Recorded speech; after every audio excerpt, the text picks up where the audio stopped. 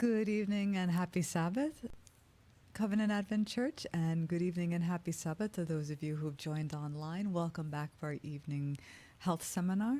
Thank you for joining, and I pray that you'll be richly blessed. We'll start with a hymn. Please turn your hymnals to number 625 as we sing together Higher Ground, hymn number 625.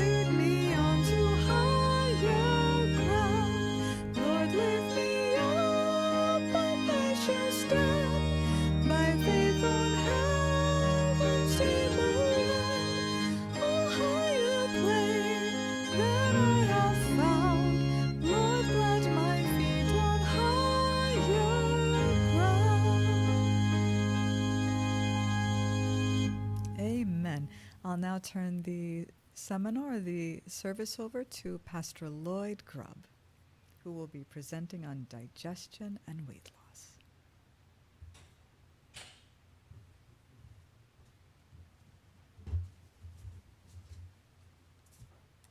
Good afternoon and welcome again to our evening seminar where we'll be doing on natural health. And this evening here we're covering digestion. Digestion is our topic for this evening as we do our natural health seminar here. So welcome, hopefully at a blessed afternoon and blessed midday service and afternoon, and enjoyed your lunch or your rest. So with that, we'll start with a short prayer. Our Father who art in heaven, I thank you for the blessings of your word, for the blessings, dear Lord, of knowing thee, the only true God. Pray that you may be with us, dear Father, as we study, and may we truly improve in health, improve in all aspects of our lives. This is my prayer in Jesus' name. Amen. So I'm looking at natural health here again, and we're looking at how to improve your health, how to improve your wellness. And the aim here of this presentation is how to naturally improve absorption, assimilation, and elimination of food. So where we get our energy or nutrients from, the healing power that we have from day to day. So welcome again. And also I'll be having with me here this afternoon co-presenting Sister Joyce from Rapid Awakening Health over there in Madison Heights, Michigan. So I want to welcome her also. and she'll be coming on midway or less than midway, and then I'll finish up some thoughts, and then we'll do some question and answer. So how to assimilate or to absorb, assimilate, and eliminate the food. So as we break the food down, then the food becomes part of what we'll call our building blocks as it breaks down. And as it breaks down, become part of the building block, then the waste or the solid fiber and so forth get eliminated with other things going on there. So we're just going to cover some things to do practically and some ideas to bring to your mind as what to do to improve your health when it comes on to especially digestion. And as I say, this is very important presentation here. So we start off with a biblical wisdom. As usual, want to start always out with a biblical wisdom. Ecclesiastes 10:17. Ecclesiastes 10:17 says, "Blessed art thou, O land, when thy king is the son of nobles, and thy princes eat in due season, for strength and not for drunkenness." This is a major solution to the issue here of natural health. This is a major solution here how to improve your health, improve your digestion. And this will help so many people when it comes on to how to be healthy. And now here's a breakdown here real quickly. It says here, when thy king, the sons of noble, and thy prince eat in due season. So we're going to cover that towards the end and throughout the idea here of eating in due season. There is a cycle to life. There is life is very cyclical, and the more you live in a cyclical way, eat in a cyclical way, you'll be quite healthy. You eat for strength, all right, and not for drunkenness. So there's a way to eat that we're going to cover here between myself and Sister Joyce that will make you stronger, make you healthier, make you fitter, make you better in your mental acuteness, your attention. It will improve all of that. But when you're eating for drunkenness, it breaks down the body. And so we want to follow that principle and want to be able to follow the season, whether it be throughout the day or throughout the literal season, and we want to eat for strength because that's what we're all about here. We want to be able to have the best outcomes possible. So this is why you follow me here today or join me here today to deal with some of these concepts. So eating for strength and not for drunkenness. So first few points here to lay out. Many emergent medical research is demonstrating a link between inadequate digestion and numerous illnesses ranging from allergies, headache, and joint pain to depression, poor memory, fatigue, and much more. So a person could be having just constantly fatigue, and I know what this is like. I know what it's like to have memory block or poor memory or depression. And so a lot of it can just simply due to how your stomach is working, how your digestive tract from start to finish is working. And this is why I want to be able to give you some solution here. So this is where it is. Now there's some reason for this why there is so much can be affected. You eat something and you get literally a headache. The gastrointestinal tract is equivalent to the surface area of a tennis court. So that's a lot of material. If it's, I guess, rolled out, you know, and you keep rolling it out, it's a lot. Again, all the way down until go down to the anus. So a third of the blood flow from the heart to function. So it takes a third of the blood flow. So that's why if you're eating and you eat for drunkenness, or the food is not properly being digested, breaking down, and you can't properly absorb it or assimilate it, it can sap your energy so much. So you want to eat and get that balance, as I was talking about before in previous seminar, that you get that equilibrium, that balance in your eating, that you eat and it's not too little, it's not too much, it's right there. And when you get to that point where everything digests easy, you find that it just does best for you.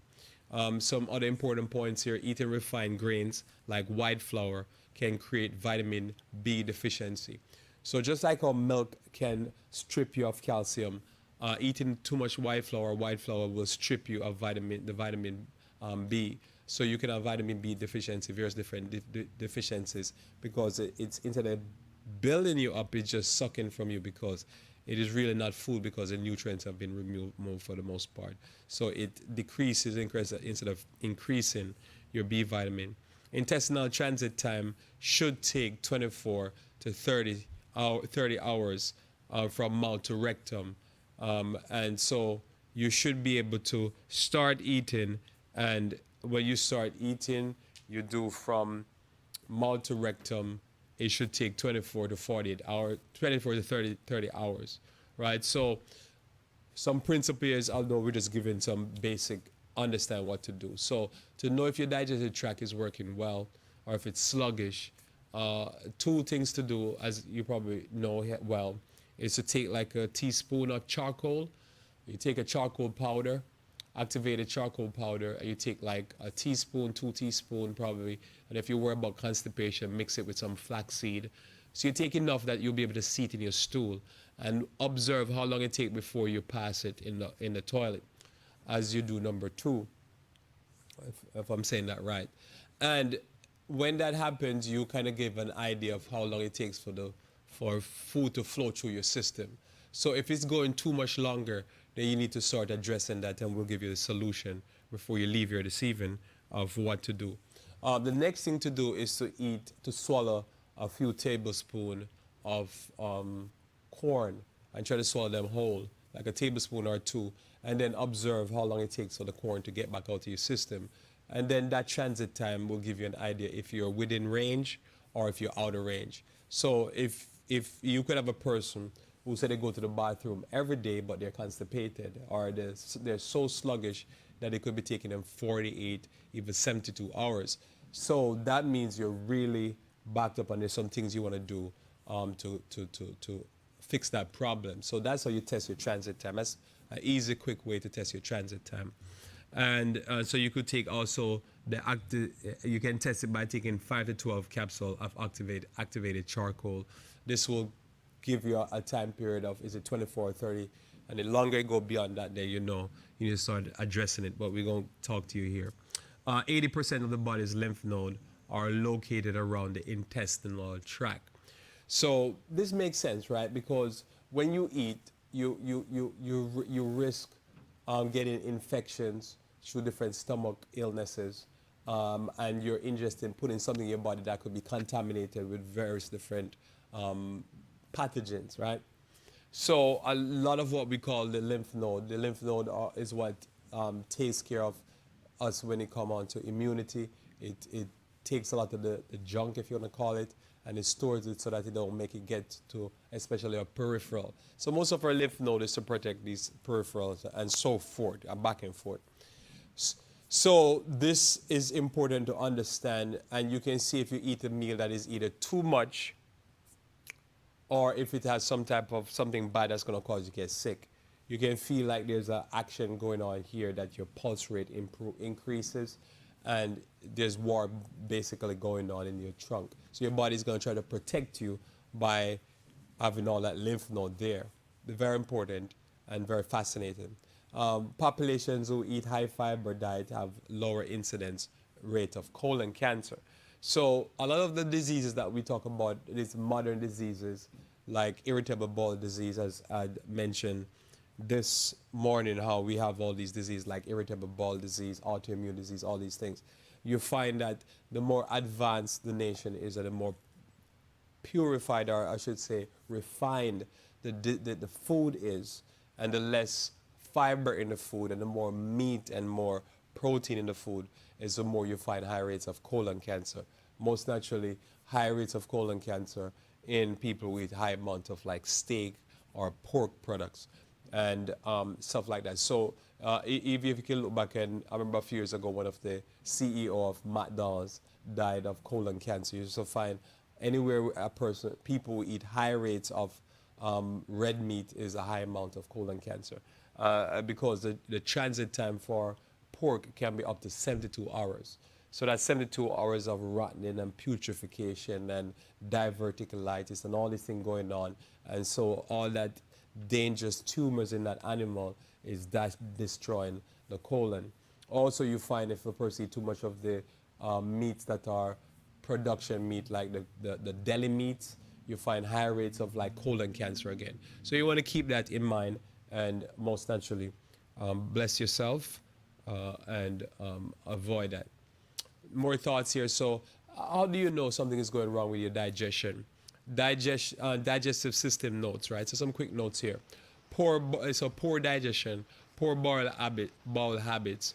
Do not defecate daily. So, if you're missing a day, right? So you're eating 3 meals in, all that meal is going to have ash, so to speak, or waste that need to be passed out. So if you're eating 3 meals a day, it could even be 4, and you could skip a day and not going to the toilet, that's going to cause impaction. That's going to cause your system going to get backed up. And and I could tell you there's people I've known that they're going to the bathroom on a daily basis, but they're really backed up. And so can be still poor bowel habit. But normally you can tell if you're missing a day. So that's immediately. You still listen to the seminar, but I'm saying, obviously, we don't need to go no further. Something is wrong. If you can miss a day without going, because that means you're eating 3 meals and then you're not going. So where's that food going, right? It's getting built up inside of you and becoming compacted, or impaction. It could be going on. Notice here also frequently see undigested food in your stool. So like I say, some foods are harder to digest or break down. Corn would be something that you really have to chew the corn. But if you're seeing like whole clumps of food that is not digested in your stool, then the food is just going right through and it's not properly digested, then you know that something is wrong. That needs to be addressed. Stool frequently smell foul. So stool, it is what it is, it's waste, so it's gonna have a smell. But if probably you have to gas for here when you're in the bathroom by yourself, then probably that's a problem. So you need to address some of this. Feel better if you don't eat. So that could be because you're so impacted that you're not releasing the waste. That's a natural function. So you're so impacted that if you eat, it's just feel better. And if you have another stomach ailments, then you just know you can't eat. Like if I've had so much food poisoning and that type of thing that I know. When you have like a food poisoning, your stomach is not digesting, your last thing you want to do is eat. So it could be because you're impacted, or because your stomach is just not breaking on the food, or you're just having a food poisoning. So this is a sign that you need to follow some of the protocol we're going to talk about here. Chronic indigestion after eating. So person have regular indigestion, acid reflux. Some things has to be addressed there. Often don't sleep well and wake up tired. Now, if you often don't sleep well and wake up tired, I'm going to tell you up front what the solution is, that you will have to start following this idea here of not eating heavy meals in the evening and not eating late in the evening. Often, frequently cold for no reason, so your body temperature fluctuates, you feel like you're always getting sick. Feel stressed, worn out, or depressed for no reason. This could be a digestive problem. Need to loosen belt after eating. There's a famous story that you've probably heard me tell that I read about one of the robber barons back in probably 100 or something years ago, that when he sit down to eat, he would sit down a few inches from his table and he wouldn't stop eating until his stomach touched the table. So this is eating for drunkenness. This is not for strength. Need to loosen belt after eating. Frequently burp, passing gas, or bloated abdomen. And you can tell, nowadays you see a lot of things are gluten-free, because often what you find is that a person could eat something and they don't know that they have a gluten, probably not, they don't have, it probably is a light allergies or something like that. They're having some reaction to it. And they eat and they just start feeling bloated, their stomach feel puffy, and they just start burping, passing gas. I tell you the food is not digested. So that could be for multiple foods. So bear that in mind. So if you start seeing that, watch the food that's causing you to feel like that. You're the best. You can watch yourself best. So if you eat, you feel like, oh man, I just feel gassy. Well, either you didn't soak the beans enough, or you just shouldn't eat that bean. You should go eat probably lentil or eat something else. And then when you eat it, you don't feel like that, okay, this bean over here make me feel extra gassy. Because if you soak it, you cook it with cilantro, you do all these things to make it digest better, and it's still not digested better. Then but I need to leave this one alone and go eat that one over there. There's hundreds, thousands of these things. Pulse increases over 20 to 25 beats within 15 minutes of eating. So this is important because remember, the lymph nodes are right here. And normally if you either overeat or you eat something that's giving you like an allergic reaction or something is going wrong or you're just not breaking down the food properly, after you finish eat, you'll feel your pulse you can feel it. And you know something is wrong. You know, so if that's happening, you need to start addressing some things. Chronically coated tongue. So if you feel like you eat, you feel like you're just having that white coating on your tongue, you feel like the bacteria is growing so much that you know that say this food is not digesting well, and we want to be able to follow some things that's going to bless us. So optimal digestion obviously is at least eliminate at least once per day. So you could be eliminating twice a day, once a day. Depends on what you're eating and how much food you're eating, how much fiber you're eating, and so forth. But minimum, you should be going to the bathroom daily, and many times, sometimes twice a day. Because as I say, it depends on the volume you're eating and how active you are and all that. Do not see undigested food in your stool. Stool do not smell bad. Feel good after eating and several hours later. Shouldn't feel horrible after you eat. Sleep well and wake up rested. Extremities are usually warm and healthy pink color. All right, so the more you look pale, that's a problem. Energy levels throughout the day, so your energy level shouldn't tank. That means your food is having war. Do not have extreme food craving. Do not have sudden and frequent bouts of shakiness, anxiety, depression, anger for no reason. So you can see somebody could have a character development problem, and it's just their digestion. Isn't that fascinating? Somebody could be depressed and feel suicidal, and it's just a digestive problem. So we want to help you today. Feel better after exercising. So after you exercise, you should feel better, not worse. Else you need to probably stop the exercise and go focus on digestion. And so I'm going to do this slide, and then I'm going to turn it over to Sister Joyce, and Sister Joyce will share with us some things. So this slide here, some more notes. So I want to end my notes here. Factors that tax your immune system. So remember I tell you the lymph node is right around here. So if your digestive system is not doing well, you're not digesting food properly, your immune system is going to be suppressed or beaten up. So keep that in mind, right? So eating excessive amount of refined sugar daily. So refined sugar have been proven to be a good, if you have a lot of I forget what it is, but if you have a lot of sugar in your system, glucose in your system, sorry. If you have a lot of glucose in your system, what will happen is that any type of virus or anything, bacteria, stuff, they thrive in that very sugary system. And so this is why you notice that people who have high amount of diabetes or high amount of blood sugar problem that is uncontrolled, especially, have high rates of dying of coronavirus, because the virus thrive in a very sugary environment. And so what you need to do is to drop that. So if you know that you're sick, immediately one of the first things you do is cut the sugar. Just cut it drastically. Just, kill it, right? You have to be excessive, because normally when you have a diabetes, that means you have an excessive problem with sugar or refined foods, or you have damage some other way. But either way, you cut the sugars. So eating excessive amount of refined sugars will mess up the digestive system. Eating things like ice cream, because ice cream has the protein from the milk plus the sugar, and it ferments in the system, and it messes up your immune system and messes up your digestive system. So eating regular milk ice cream is not good for the digestive system. Eating refined oils daily. So we talk about deep fried food, various different free oils. So you want to cut that back if you want to make your system digest better. More oil in your food is the harder it is for your body to break it down.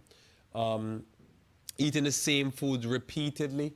Our body somehow, we're created for variety. This has nothing to do with you or me or anybody. It's just what we're created and how we're created. God created us with variety for variety. So this is how we are, right?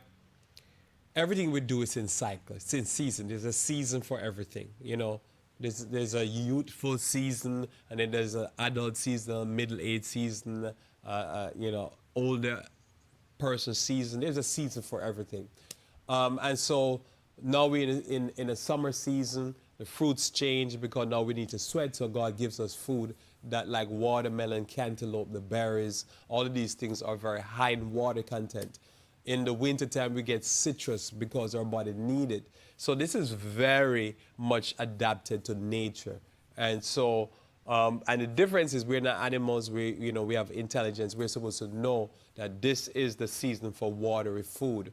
And so we need to have the cucumbers and the zucchinis and stuff like that. But when the season is over, we need to switch and follow the season and eat towards the season. So eating the same food repeatedly end up giving us a lot of allergies. So if you go somewhere like Mexico, for what I understand, they have high amount of corn allergies. They overly eat corn, and probably one type of corn. Because here's the thing also, there's multiple different type of grains. There's multiple different type of root vegetables or tubers and beans and stuff like that. But as individuals, we tend to eat the same thing over and over again, and then our body develops an allergy, and then now we can't eat it at all. And then we're so used to it that it's in everything that we eat that now we have difficulty replacing it. So sometimes it's just best to just give certain things a break. And what you find is that when you come back to it, the body doesn't react as negatively to it or as negative at all. But then when you start eating again, you need to know I'm going to have to back off this thing.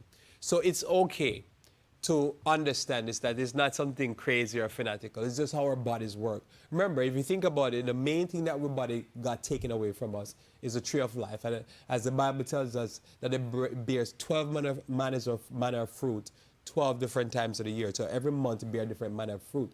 So God never created us in anything to, even a perfect world, for our bodies to eat the same thing over and over again. And remember, the things that we normally eat over and over again is stored food or survival food. Because remember, when there's a famine, the thing that you survive on the most is stored food. And what is that? Grains. So our bodies tend to probably, for the most part, allergic to grains or some type of protein, some type of milk. You know, we eat the same thing over again. We eat chicken. I've known people that they just come out with a severe allergy to beef, to chicken, to pork.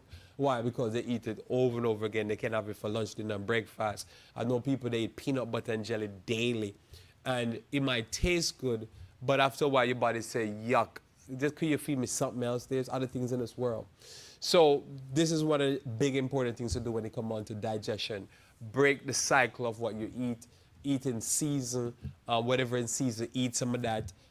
Sometimes take a break from something. If you've been eating too much rice, switch to something else. If you've been eating too much potato, switch to something else. Switch it up. You won't die. Your body will say, thank you, give me thanks for the break. And what you'll do, you give yourself some new nutrients from something else, and then later on you go back to that. Last point here on this, some things to help your immune system. Because remember, if you have allergic reaction, you could be having an allergy and it make you feel sick, and it make you even have a cold because you go from allergy to cold, and you like feel like, man, I'm beaten up, but you're not beaten up, but it is you're eating too much of the same thing. So you want to be able to back off that, and you'll find that it'll do better for you overall.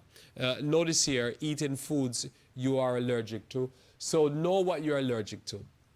There's a lot of digestive problem that you could fight that simply you're fighting just a waste of time battle. You just have to know, am I allergic to this thing? And then just don't eat it. If you know that you're allergic to, say, as I say, lentils as an example, or you're allergic to red kidney beans, or something that nobody else is allergic to, just stop eating it. And you stop eating it, all of a sudden your digestion your stomach feel better. And you'll be like, this is a miracle. And you could be taking steroids, all kind of drugs, everything for it. And it's simple to stop eating it and go eat something else. And you find that you fix. This is a major fix. But what you do, you help your immune system. So there's an immune note. At this point here now, I'll turn it over to Sister Joyce, and she's going to share with us some other health tips on digestion. May God bless you. And then I'll come back at the end. Okay. Thank you, Pastor Grubb. That was very enlightening to me. You know, it's almost like, you know, he's given us all the raw material. So now I'm just going to present to you some of the builders. In other words, I'm going to give you the structure in how that raw material can enter into the building and form a complete digestion process. But before I begin my presentation, I just want to read something from Psalms. Psalms 139:14. It says, I will praise thee, for I am fearfully and wonderfully made. Marvelous are thy works, and that my soul knoweth right well. I just love that because God has created this body to be uh, wonderfully made. And also, I want to read something from Counsels on Diets and Food. It's from um, the content Physiology of Digestion, and the subject is combination of foods, page 109. It said knowledge in regard of proper food combining or combination is of great worth and is to be received as wisdom from God. So, digestion, food combining is wisdom from God. And if we want to have ultimate digestion, energy, health, we need to consult God and His counsel. And before I get into the structure of digestion, I just want to say that, you know, our environment, okay, the body's environment consists of two types of pHs, and those pHs are acid and alkaline. And acid is the most strongest, the most potent of it all. And that's that hydrochloric acid environment. And it's only one little area in the digestive system that's acid, and that's the stomach. Now, I'm going to share with you just what 5 or 6 organs that's really involved in digestion, and that's the mouth, the esophagus, the stomach, the small intestines, and the large intestines. And of course, the kidneys and the kidneys and liver, it's not a part of the digestion system, but it has and it plays a major role. Okay. So what we're going to do is I'm going to share with you from the mouth to the colon. What happens to the food? Like Pastor Grove was talking about, how we take in, if we take in optimate food, in other words, if we take in the best, highest form of food, the Genesis 129 food, the raw food, the whole food, if we take that food into our body, which consists of carbohydrates, proteins, and fats, if we take them into our body and they break down accordingly, you will have ultimate health and energy. And I just want to add one more thing before I get into the system of digestion. What happens to that food, that meal that's consistent of carbohydrates, protein, and fats? I just want to say this is that our bodies are on a rhythm. It's on what we call a circadian biorhythm. And there's 3 parts to that one. And that's you have your elimination, your digestion, and your assimilation. And that's on a rhythm. And it really begins at 4 a.m. in the morning and ends at 8 p.m. Okay, 4 a.m. to 12, you get your elimination. And then from 12 to, let's say, 12 to 2 to 3, you get your digestion. And then from like 2 to 8, everything that you've had that day is being assimilated. And then that rhythm goes over and over again. And I want to bring out this point because I'm not going to take too much time in going over some of these things. But between the hours of like 10 and 2, That's when your digestive juices are the highest and the strongest in your body. So you want to be sure, when you're eating your largest meal and your heaviest meal, it's between those hours, 10 and 2. And then 3 o'clock is when your juices become the weakest. But it'll still break down. I mean, if you should eat after that, but you won't get your optimum digestion.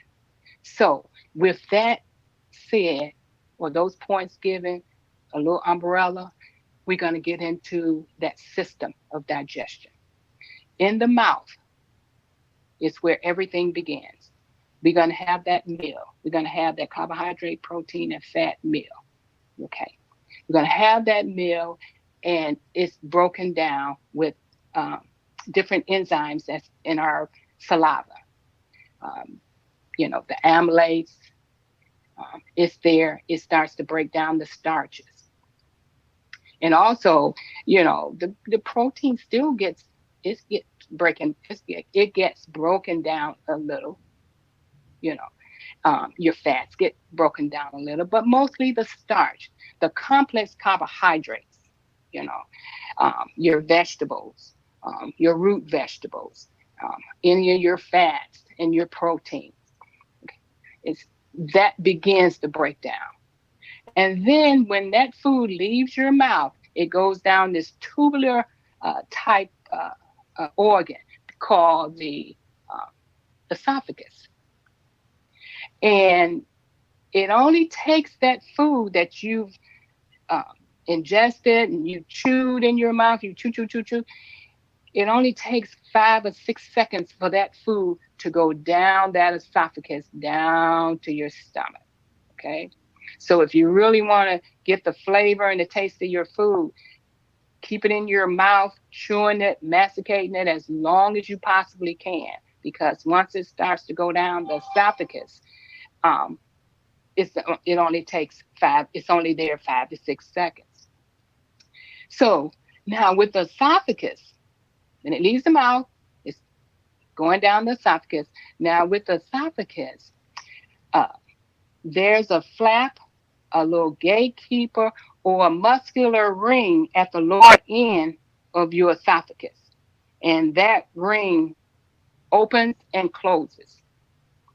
Okay, when you swallow, the gatekeeper of the esophagus, it opens, allowing that food to go into your stomach.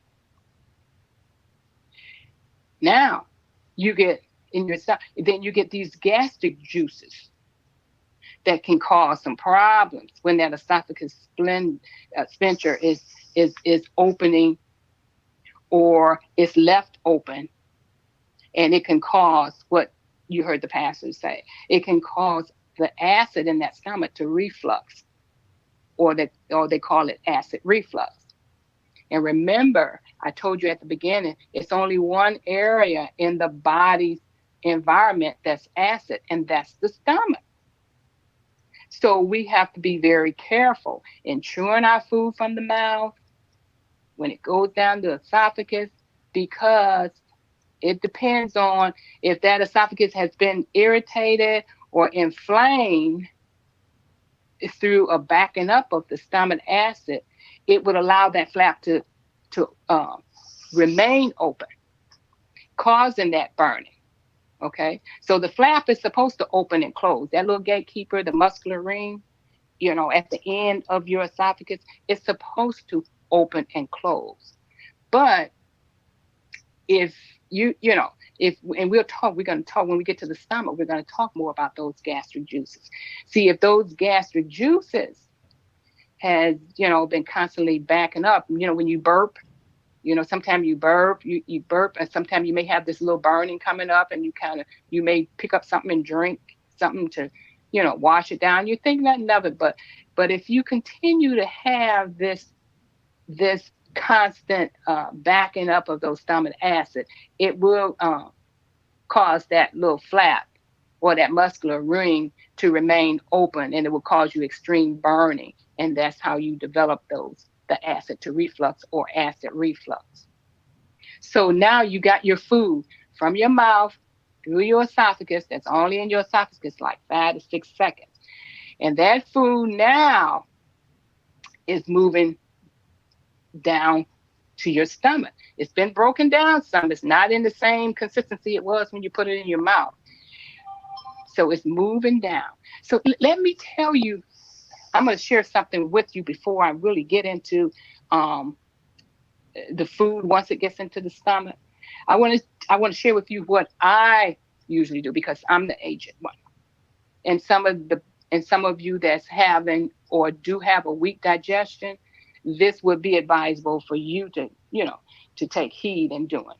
I usually take a plant enzyme before I even eat my meal, before I put the carbohydrates, the protein and the fats in my mouth. Before I eat that meal, I usually take my plant enzyme because what it does, it breaks the it breaks the food down while you're masticating, you chewing, your saliva is going on. It's breaking that complex carbohydrate meal down into smaller molecules because in one of the presentations that I shared that it takes about 30 to 60 minutes before that acid in your stomach, before it is relieved out of its resting pH. Okay, because that pH in your stomach is like 5.0 or 6.0, and it needs to get down to a 3.0 so it can be ready. So when that food leaves your mouth, going through your esophagus and come to your stomach, that protein, the stomach acid, that hydrochloric acid environment has to be ready to really break down whatever other proteins that's coming down, and even some of the starches and fat, they get broken down too in that stomach. But mostly the protein is broken down in your stomach. And that protein enzyme is called pepsin. That's the main protein, in that stomach acid is called pepsin. It's the protein digestive enzyme. Now, as we age, that hydrochloric acid, which is your stomach environment, okay, but it makes the body is wonderfully made because it makes other proteins, not just hydrochloric acid environment, but you got a lot of different proteins that's made in your stomach. So now that's what I usually do when I eat a meal. I take the plant protein. And here's another tidbit. This is what I do. Usually when I go out, when I come in, and even more so because of this COVID-19, I always take a sip of water. I take this sip of water because any type of bacteria or virus that could have entered through your nose or your mouth or any cavity, your eyes or anything, if you take that sip of water, it's going to wash it down into your stomach where the acids are, and they can destroy it. That's why that hydrochloric acid is very important. That stomach environment is very, very important because it can destroy pathogens. You heard the pastor brought that out in his presentation. It's important that those gastric juices are kept at its proper pH, and that you not partake of too much protein, too much food, or too little. But you get just the right amount of food you need so that you feel good. All right. So now that's another thing I do. So I take my plant enzymes before my meal to assist in making sure that my carbohydrates, fats, and proteins are broken down. And you can take that even, if you got a weak say you got your digestive system is weak, you need to take that. Or possibly if you can't really chew a lot of your food, you need to just maybe put it in a, a blender and pulse it to break it down a little. You don't have to make it into a soup or anything, but pulse to break it down, because it's important in order to get optimum energy and health. Things or food has to be broken down, or it has to be chewed or masticated very, very well. Okay. So, and also make sure that you eat your raw food first, even your salads. Make sure the salads is eaten first, because they add to your body's environment. They give you more enzymes and digestion. Okay. So now the gastric juices, when they're broken down, the food, the nutrients, when it's broken down properly and good enough, those nutrients can be extracted from the small intestine. So now it's best to make sure that you put the best food in your body. Make sure it's non-GMO, make sure that it's organic if you can. If you can't get, non-GMO or organic, just make sure it's whole food. How about that? Okay. Yeah, that's obtainable, isn't it? Yeah. Just make sure it's whole food. But the optimum, because you want optimum health, try to get non-GMO and organic. If not, whole food. Okay, it's important. The best food is eaten to give the system the nutrients that it needs the most. So now you got food that's passing from your stomach, which is broken down into smaller molecules, into your small intestines. And then once it gets into the small intestines, that's kind of like the final manufacturing of all the food, the whole meal.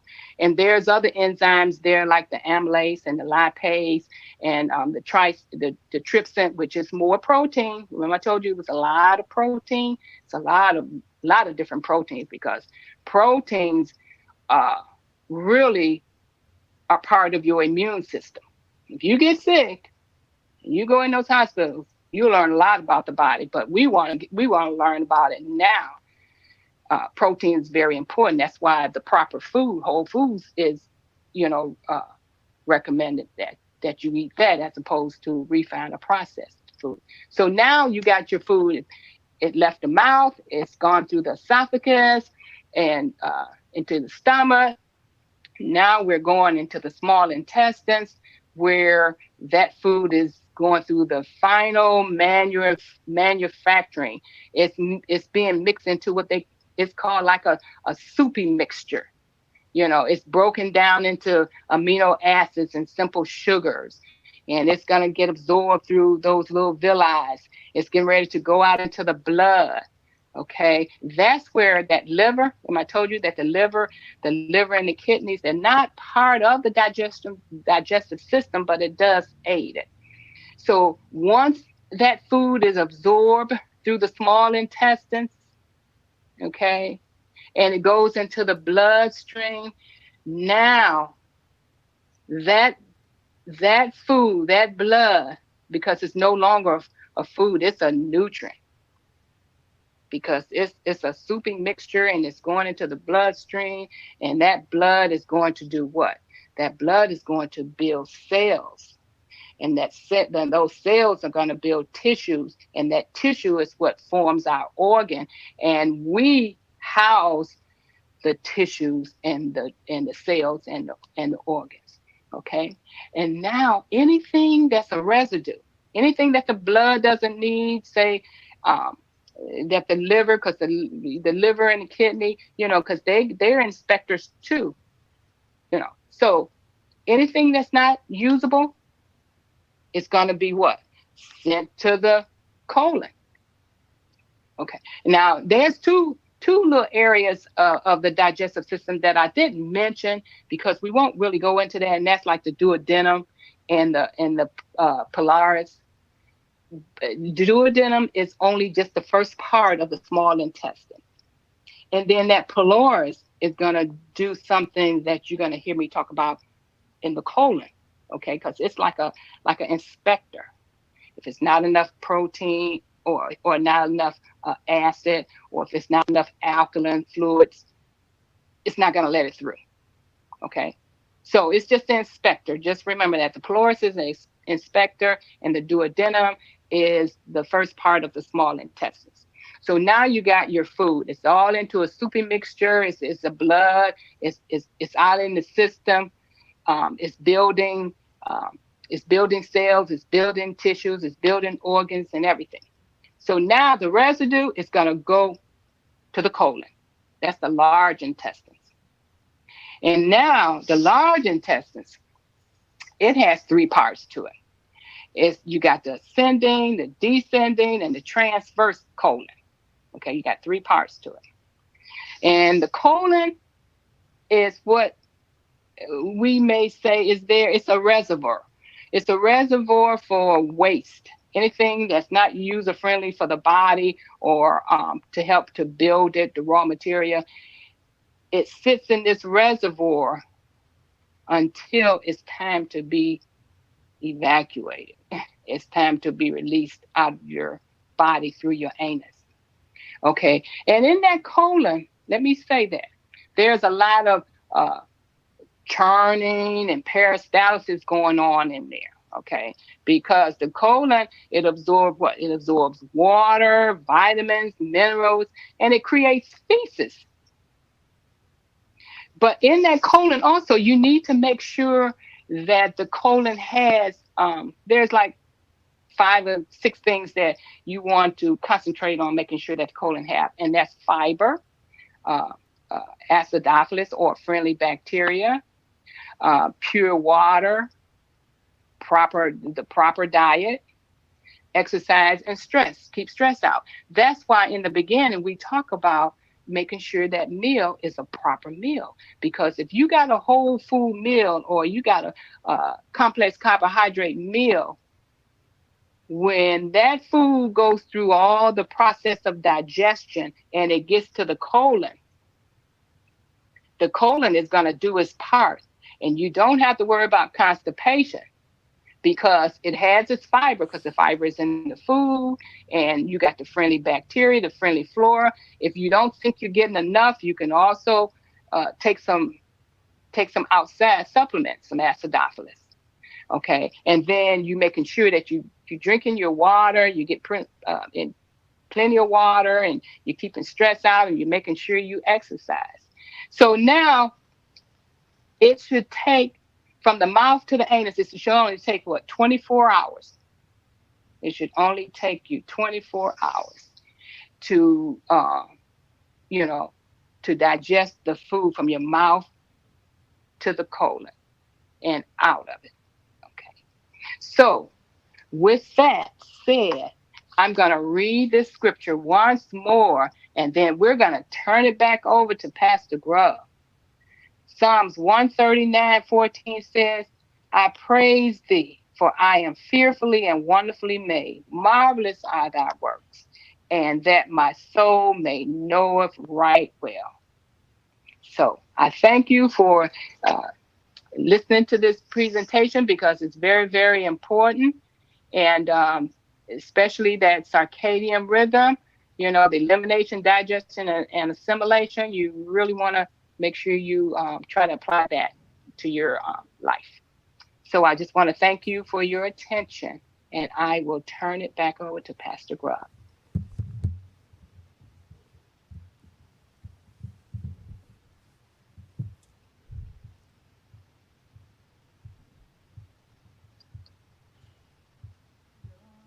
Okay, so thanks again for that beautiful overview of the digestive process and how this whole process worked together. And I'll continue from where I left off. And Sister Joyce at the end right there mentioned the importance of having either some digestive enzyme in the beginning of your meal, some digestive enzyme you take at the end. But either way, you're trying to help the process. So remember, most of what we talk about in natural health as an important principle to remember is that we are trying to work with the body and work with how the body works. And so the moment we understand how the body works, how it does its business, then we can assist it in getting the relief. And that's what Ellen G. White encourages us to do, is to assist the body in doing its task naturally, and then the body will get the relief that we're looking for. So one of the things that she had mentioned is to get a bacteria, because some type of flora, or to replace or restore a flora. Now, what it is, why this has become important is that we are dealing with something that we probably weren't dealing with a few hundred years ago. And as human beings, as that we are in contact with a lot of chemicals and things that damage our intestinal flora. And the intestinal flora can be up to about 3 pounds, somewhere near there. And so we want to be able to help restore some of these bacteria, good bacteria, friendly bacteria inside of our gut system, because the bacteria, what they do, they help us in breaking down the food, they help us in assimilating or absorbing the nutrients in it. And some of their waste is our nutrients, some of their waste is actually our bacteria that we need, or the vitamins and minerals that we need, or vitamins I should say. So here's the thing now, so bifidobacteria and L. acidophilus appears to work together to protect against the growth of harmful organisms. It enhances liver metabolism and produce B vitamins. So these are actually producing our vitamins. So when we have our flora, which is damaged and can be damaged by antibiotics or by versus other kind of industrial chemicals or whatever we get in contact with, we want to be able to restore them by getting some helpful bacteria back into our system. And this could happen because you go into the hospital, or for any other reason that's out there. Then you need to know that various of these bacteria are being studied, because they find when the flora get damaged, it's also damage our health. So this could be a reason why our digestive system is not working properly. Another thing also is that the bacteria, they do well when they partake of certain type of insoluble fibers or soluble fibers. So FOS stands for fructo-oligosaccharides, large vegetable fiber and complex sugars. It is a food for the organism to live on and encourage the growth of bifidobacteria, while restricting the growth of potential pathogens. So FOS is concentrated in garlic, onions, asparagus, artichokes, and chicory root. So FOS, this type of what we call polysaccharides, which is some type of fiber, complex sugar fiber. The bacteria feeds on it, and then as they feed on it, then they'll give to us B vitamins. So this is where we get our B vitamins from. So if we're missing the bacteria, or we're not having enough, or whatever reason, there's some damage happening, it is good to take the bacteria in, but also feed the bacteria with things like onion, garlic, asparagus. So I'm sure you've eaten asparagus, and it's amazing within hours of eating asparagus, and you urinate, you can smell it coming back out.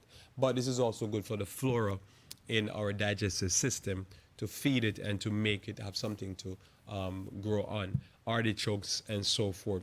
And it's interesting enough that all of these things, they actually boost our immune system, because they're replacing the nutrients that we need and the vitamins that we need. So some natural aids to add to what we already covered so far. Eat your last meal no later than 7 p.m. or at least 4 to 5 hours before bedtime. So depend on the meal and how fast it will digest. Some meal could basically get out of the stomach and into the small intestine within 2 to 3 hours. Some meals could take up to even 5 hours. So you regulate that time, and know you want to basically go to bed with a stomach that is close to, or when you're getting ready to go to bed, is close to or already emptied. Eat your heaviest meal at breakfast and lunch. And so when your heaviest meal come in the daytime, when you're stronger, you find that your meal will digest better, and you're moving, so your digestion is better when you're active. Eliminate as much processed oil, we'll talk about that, and hydrogenated oil as possible from your diet. So as much as possible, you want to do this. This will help your digestion.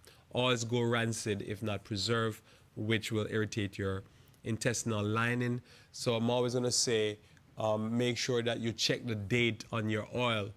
Certain oils I find that I have to sometimes, pardon me here, I have to sometimes throw it out, right?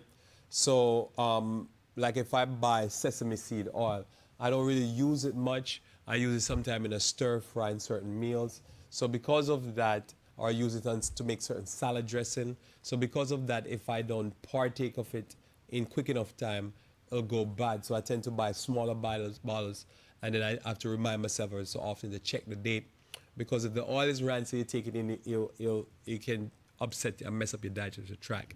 So this is important for you to know that and always have the freshest oil. And if you can afford it, get organic oil also. Alternate the oils you use and use only fresh oils, most especially. So alternate the oil, don't use the same oil. So I tend to try to use sunflower oil, olive oil, some what was it called? Like I just mentioned, the sesame seed oil, various different oil, whatever you can, coconut oil. You just switch out the oil. If you can get some avocado oil, whatever it is, just switch out the oil and don't use the same thing. As I say, we tend to think that, and I tend to believe the principle I see in nature and the Bible is you eat in season. You don't eat the same thing over and over again. The body does better. I don't know if you're trying to confuse the body, but you're trying to not make it get used to something and develop any allergies. And it's good also for nutrients, because you're getting a variety of nutrients, and it just does well for the digestive tract.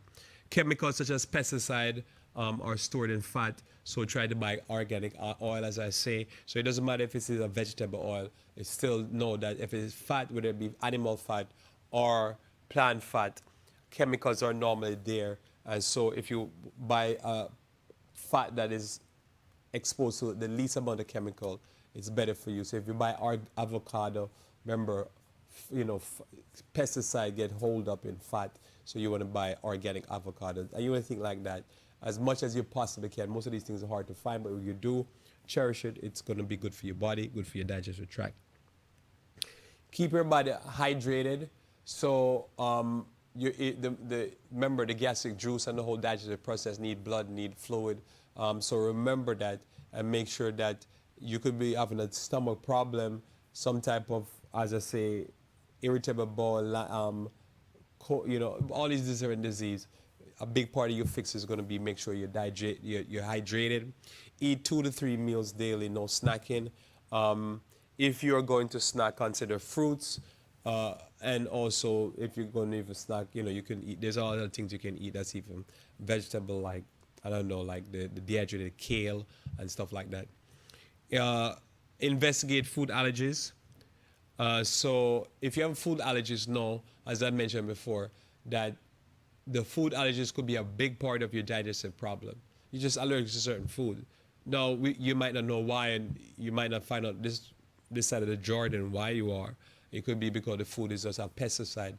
There were foods that I used to be allergic to that I realized I didn't have allergic to the food. So as I said before, if I eat strawberries that are conventionally grown with pesticide and herbicide and all that type of stuff, I get an allergic reaction. If I eat organic strawberries, I don't get an allergic reaction. Same it is for grapes. So you could be having what you call an allergy, and all it is, you're allergic to the pesticide. Or it could be even other things in it, whatever they're using in the farm. So important for you to know that going in. So if you investigate it, so one of the first things I would say with food allergies, try an organic version, non-GMO organic version of the food. If you still have the allergy, back off of it for probably a few months, then try it again in its organic form and see what happened.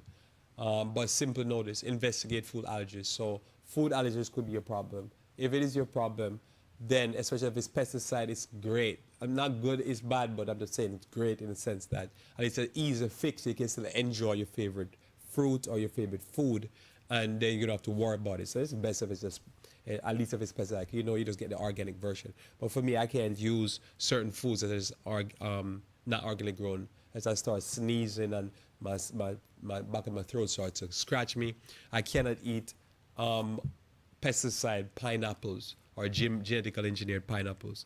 I have to eat naturally grown pineapples. It's hard to come by, but they do grow them, more expensive, and I find I don't have intolerance to it. It's okay. You could have a sugar intolerance. So again, too much free flowing sugar is not good. You want to, in general, always eat about just only brown sugar, period, and don't eat the other sugars because the intolerance just will mess you up. Um, know that the main triggers for allergies and causing digestive system problems are normally some type of protein, and the big ones is cow milk, wheat, eggs, corn, beef, soy. So any list you go and look online, you'll find that these are the easy ones to deal with, because they're hard to deal with because they're in everything, but they're easy to find. So if you say, look, I'm having any type of digestive tract problem, any type of allergy problem that's affecting my immune system, any type of autoimmune system problem, anything where the system seems to be attacking itself, just remember that that's not a natural process. So your first thing you want to do is you want to go and know what are the main triggers. And you start with those main triggers, and you're going to find that you could fix out your problem by knowing cow's milk will cause people to have asthma and stuff like that, will cause me to have bloating, diarrhea, irritation in their stomach. All these problems are simply coming from cow's milk. So the body just can't handle it because it's made for baby calves. So our calves, that's what it is, baby cows. So if you eliminate this, you can see how quickly you can stop your bloating, stop your indigestion and stuff like that. So when we say cow's milk, that means cheese, all that type of stuff. You eliminate it, and most people find that their stomach problem, allergy problem, immune problem subside drastically. Wheat, a lot of people are allergic to gluten. Some people could be even allergic to, some people say it's the genetically engineered wheat. Some people say it's the something to do with the fiber in the wheat. Whichever way, it causes a lot of food allergies, a lot of, again, bloating, a lot of irritation in the bowel system, a lot of diarrhea and stuff like that. So you eliminate it, you can fix a lot. This list here, we could probably just do the seminar on this list, and it will fix a lot of the problems. But you just have to understand the whole process, and it's important to get that. Eggs, a lot of people are allergic to the protein in egg, so you can fix a digestive problem by just not having the protein in egg. Corn could be another allergist. People who are in the southern hemisphere who eat a lot of tortillas and stuff like that could be allergic to corn. Now I say could be. Now what it is, as I say, we don't know sometimes if it's just the high amount of pesticide that is used, or because they have genetically engineered it. I'm not sure. You're probably sure, but I'm not. I've looked at the data, and it seemed like it could be the genetically engineered, or it could be the pesticide. Because remember, it's genetically engineered to be able to, for them to be able to spray pesticide on these crops and not kill the corn, but kill all the weed in the field. So many people could be just really allergic to the glyphosate, not to the corn itself.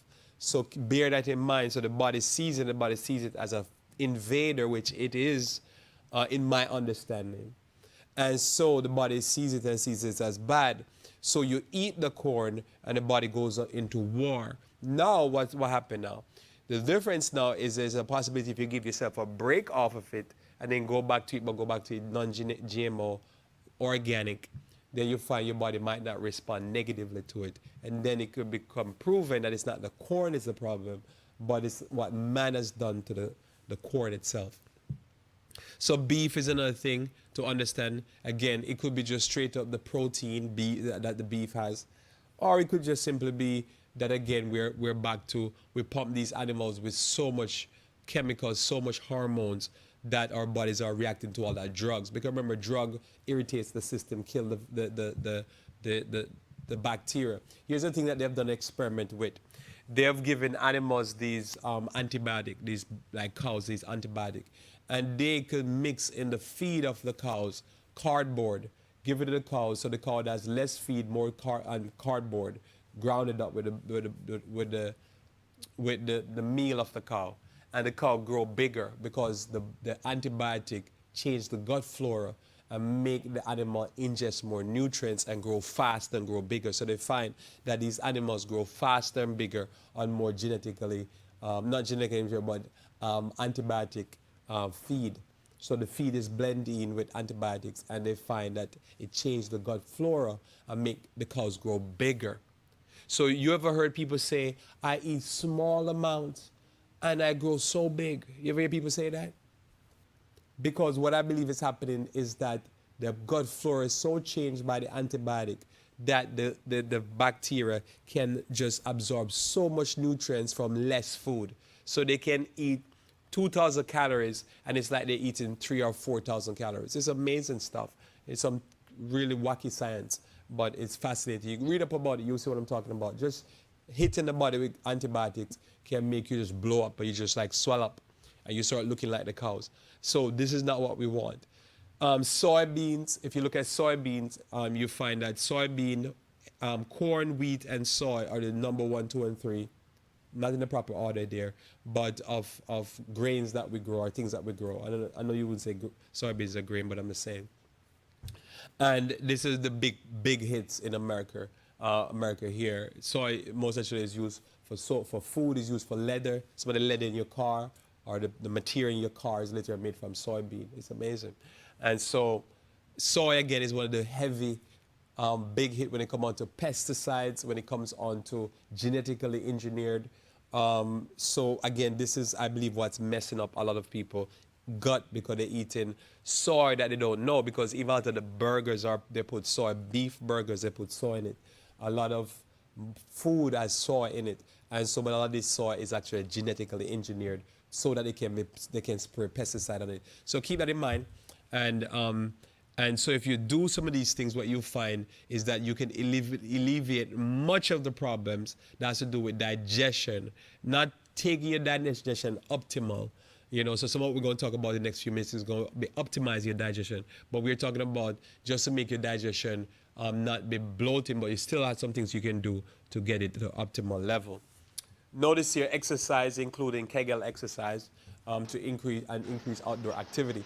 So what it is that the whole system could be weakened, and so you're going to have to strengthen your system. This is for like if somebody having incontinence or stuff like that. They're going to have to learn to exercise the muscle in their lower parts so that the muscle can get stronger. So if you're having somebody having incontinence or stuff like that, this is now the end stage of it, to be able to strengthen the muscles down there. All right? That's an older story. Eat in an enjoyable, relaxing atmosphere. So as best as you can, they've shown that digestion works when you're relaxed, not haste. When you can just relax, think about what you're doing, probably have a conversation, and eat and be relaxed. And your muscles can relax and the food can go down. When you're in haste, when you're under stress, you're under pressure, sometimes what tends to happen, the food, it putrefies and go bad inside its stomach. Stop other activities and pay attention to your meal. And so we normally, in our modern world, how we eat on the run.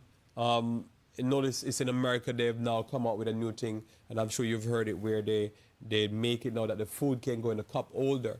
So if you can have food that can be eaten with one hand and in a cup holder, and you can just eat it with one hand, it's better because people are eating on the run. So a lot of time people don't, as families, sit down at a table and enjoy a meal together, and and go over what the day was like and get to know each other a little bit more, because we change over time. So it's always good to keep abreast of what's going on in your home, because you could be living with strangers. So one of the best ways to do it is over a meal, and you talk and get to know what's going on with the person's life, and what's going to happen next in your life. So anyhow, chew your food mindfully, at least 20 times per mouthful. So chew your food mindfully. So you take in a mouthful, and then you chew, and then start practicing by counting. After a while, you're don't have to count anymore. But chew your food mindfully. Make sure everything is masticated. Don't inhale your food. Don't just 1, 2, 3 bite and swallow. That means you're pushing on food down into your stomach that is not properly masticated. If it's not properly masticated, then what's going to happen is that the food is going to be difficult to break it down properly. The acid in the stomach and whatever is in the various different digestive enzymes in the mouth, not going to break it down possible and properly. And if it does not break it down properly, you will end up with food in your stool that is undigested and is whole because you swallow it whole. So as best as you can, chew your food. The best way to practice this chewing your food properly is to practice it on rice. Because a lot of people don't eat rice, they swallow rice. They think it's too small to eat. So if you can learn to chew rice and get it down mashed out where it's just going on as a pulp, then you're going good. And then when you're chewing your food, why this is important, because you're mixing, especially for starch, you're mixing the saliva, which will start breaking the food down right in your mouth. But if you're not mixing that saliva with the food and making it be properly salivated, the food is not going to digest properly. So chew your food, and this is the best way to enjoy your food anyhow. You get the flavor of the food more if you chew your food. Avoid drinking while eating your meal, especially cold drinks, and do not eat melon after a meal. So I see people do this all the time. They take a melon right after the meal and drink. Melon is high in water content. When I say melon, I'm talking about the watermelon. Very high in water content, very low in fiber. You're getting a lot of water content. You basically might as well just drink a whole 16 ounce of water with your food.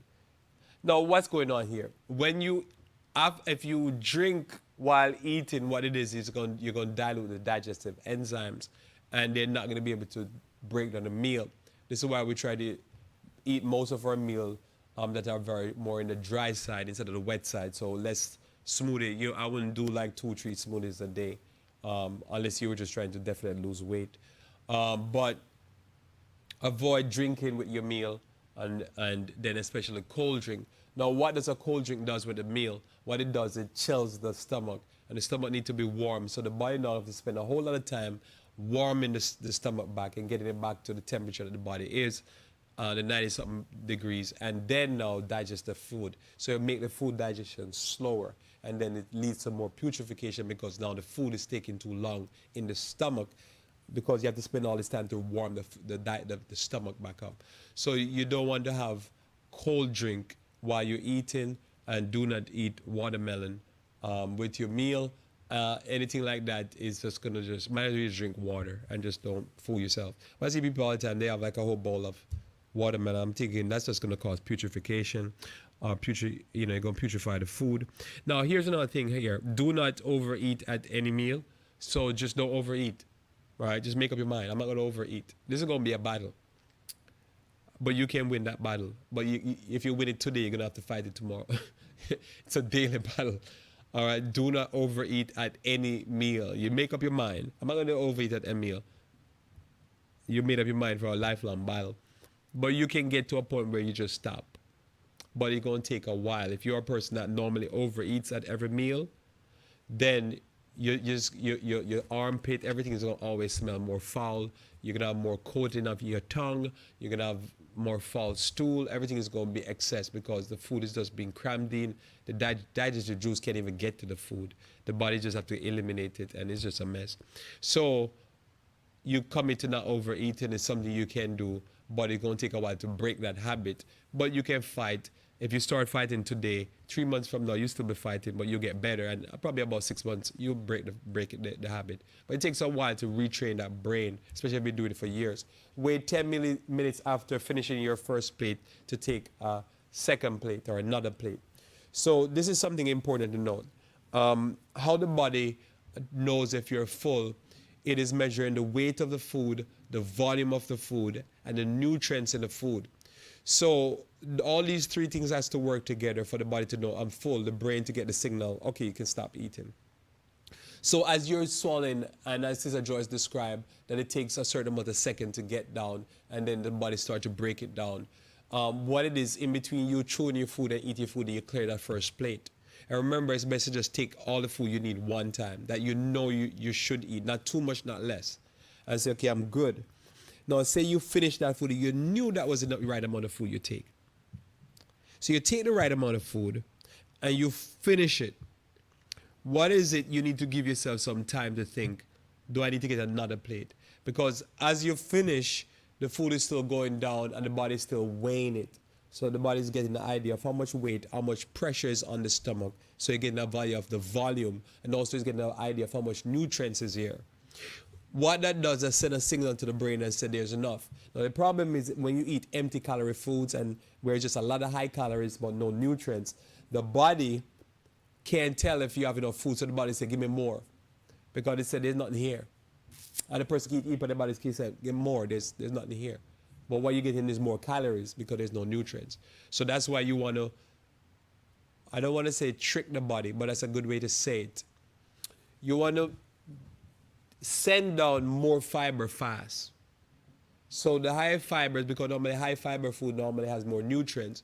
So you could do like what Sister Joyce suggests. Take the salad in fast. Normally we sometimes take it at the end, but taking it fast and bulk up your body with food that has high nutrients, is very fibrous and it can be very bulky, but there's not a lot of calories.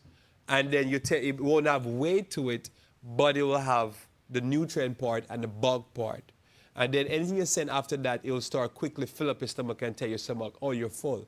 So it cuts back some of your calories. So it's just one of these methods you use to overcome weight problem and digestive problem. But that food now, because it has an enzyme itself and it's alive, it's going to digest easier on your body. All right? So make your diet whole to aid in digestion and flow, because you want that flow to happen, right? You want because the peristalsis is working and it's getting the food through. So if the diet is not whole and it's more sticky food and it's hard food to move, it's stiff because it's just no fiber in there. What was happening is that the peristalsis is working and it's trying to, wave the thing through, and it's not going to wave through, because what it is it's hard to wave it through because the food is hard. So you want food, you want to imagine how the food is going to go through your body. So if you're eating and you have to always drink with your food because you have to wash it down, because if you don't wash it down, you're going to choke. Then what that tells you is that when it's time for it to come out, it's going to be work, it's going to be fight to get that food out.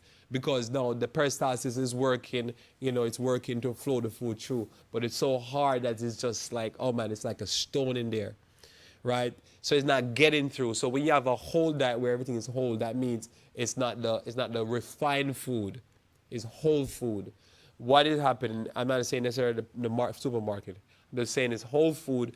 It will flow better, and as the peristalsis works, it will flow.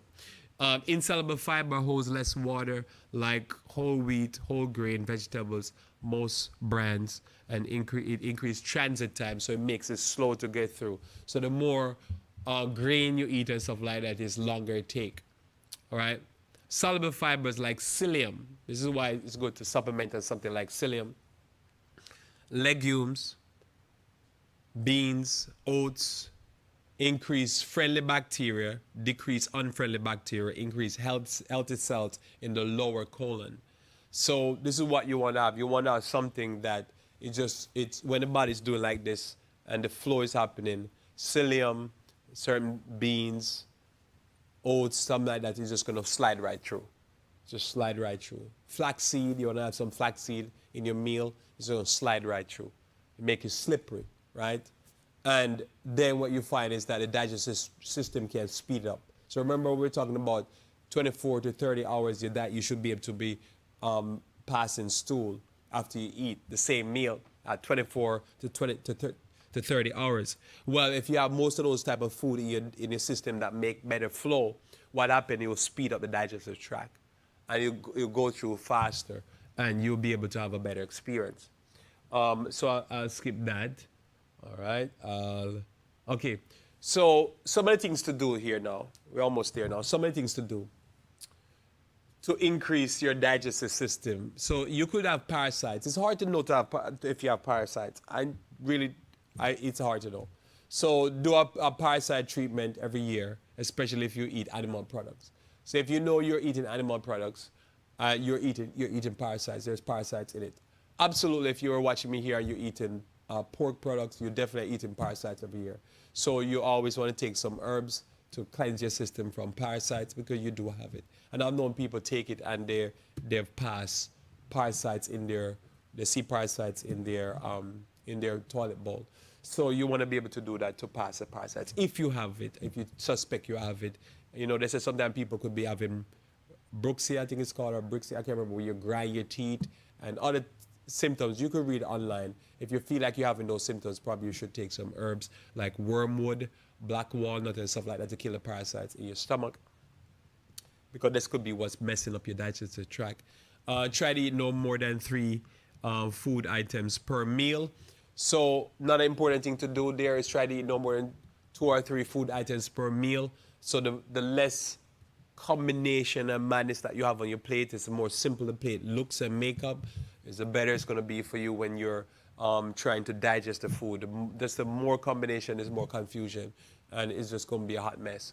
So eliminate colas, alcohol, caffeine, and commercial fruit juice. So colas, alcohol, most likely going to mess up your digestive tract, mess up your liver. Your liver is your main chemical production plant. Caffeine is going to be a diuretic. It's going to dry you out, and it's going to mess up your digestive tract, your pancreas. Commercial fruit juice. Fruits are made to be drink fresh, so fresh fruit juice. When you cook fruits, it tend to become acidic, and it tend to give you acid reflux. You cut off the orange juice. No more orange juice, none of that stuff commercially cooked. You do it fresh, or don't partake at all, and you find that many people, this is their cause, because they eat the meal, and the meal is totally fine. It's going to digest beautifully, and they now wash it down with a soda, some alcohol, some wine, or whatever it is. Wine is spoiled juice from the grape or something like that. Some other type of alcohol beverage that spoil. Everything alcohol is spoiled food. Are they going to do some coffee? Are they going to do some commercial drink like some apple juice and some fruit juice, some type of fruit juice? And you can just see and feel the acid reflux. All that sugar, all that alcohol, whatever it is just, you're going to feel the food just coming back up. Acid reflux, automatic. You cut this out. This is a big thing here. And you can eliminate acid reflux, big time. Most other thing here that I don't think I have on the board is vinegar.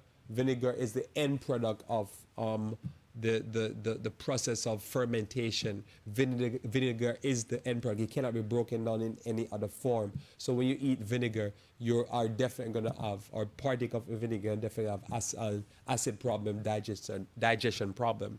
So you want to eliminate any type of vinegar product or vinegar from your diet. Some people use vinegar as a health product. I don't understand why. But anyhow, so you want to eliminate that, because that's already ferment beyond the point that it can't be broken down into any smaller component. Vinegar is great as an acid to clean up your toilet bowl, but not to put in your body. Try digestive enzymes, so to aid in digestion.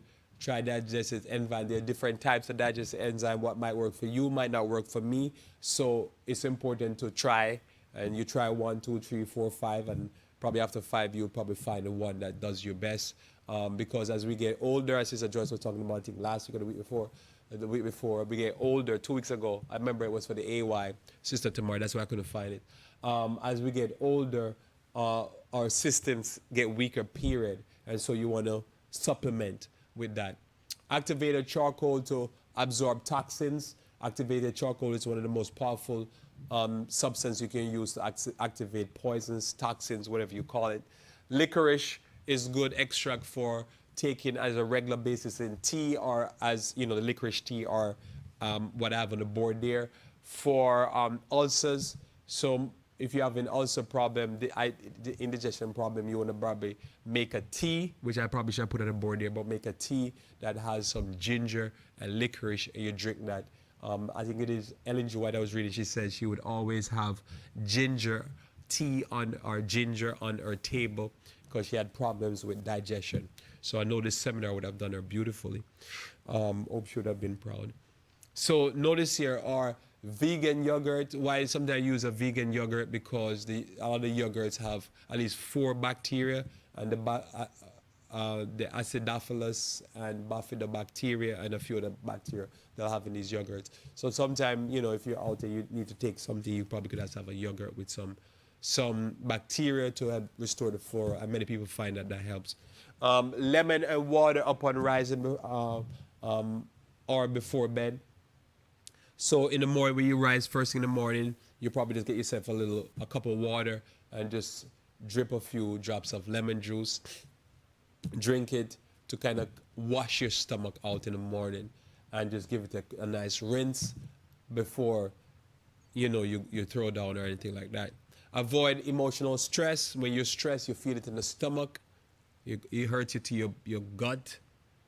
But in this life, you're gonna have stress, right? But we try to avoid emotional stress as much as possible. Before I go to the question and answer, I have two herbs that is good for helping you with balancing your system and with digestion. One is Garcinia cambogia. Keep fatty acid from becoming stored as fat, aids in fat metabolism, reduce hunger. Garcinia cambogia has a high content of HCA, this citrate here. Preliminary research suggests that Garcinia inhibits the accumulation of lipid droplets in fat cells and therapy thereby reduce lipid level and decrease lipid accumulation in the liver.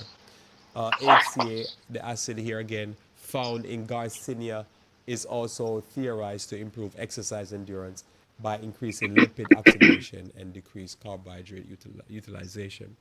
Bladder wrack is a herb that is from the sea, similar to like very different type of seaweeds or Irish moss type of thing. As iodine content, and it appears to raise metabolic levels by increasing the production of hormone by the thyroid gland. Although this effect could be because of the poorly functioning thyroid. So if you're having a thyroid problem, you want to be able to supplement on something like this, and you want to be probably supplementing on things like Irish moss and stuff like that on a daily basis. Just anybody have thyroid problem, that's what I would suggest to them. And something like bladder wrack would be an example of that. In one clinical trial in Italy in 1976, patients taking bladder wrack lost much more weight than the control group. Bladder wrack contains polyphenols and polysaccharides, which is good for the flora, which appears to have antiviral and anti-HIV activity. So this will help build your immune system and make you healthier. So with that, I'll read for you in closing here before we go to the question and answer. 3 John chapter 1 verse 2. 3 John chapter 1 verse 2. Beloved, I wish above all things that thou mayst prosper and be in health, even as thy soul prospered. So Lord loves us. He looks at us on us as the beloved, and He wants us to prosper in all aspects of our life. All of this ties in. And so I pray that God may bless you to this, and many of these things will improve your digestive system, improve your function. And what you find is that whatever disease you deal with, whether it be any digestive problem, ulcer, irritable bowel syndromes, just acid reflux, all of these principles will fix it. And as I said to you this morning, expect a miracle, but sometimes you have to expect it's going to be slow. Some things, it doesn't come out without prayer and fasting. It takes some time. But you'll get the results, and you'll see the improvement week in, week out, and you'll be amazed. And sometimes the only way to get the improvement is to do everything that we're talking about. You know, you do the antioxidants, you do the digestive problem, you make sure you do the exercise, you do the whole program, and you'll find that you'll get results. It will happen. So with that, any question for myself and Sister Joyce that we can try to answer for you?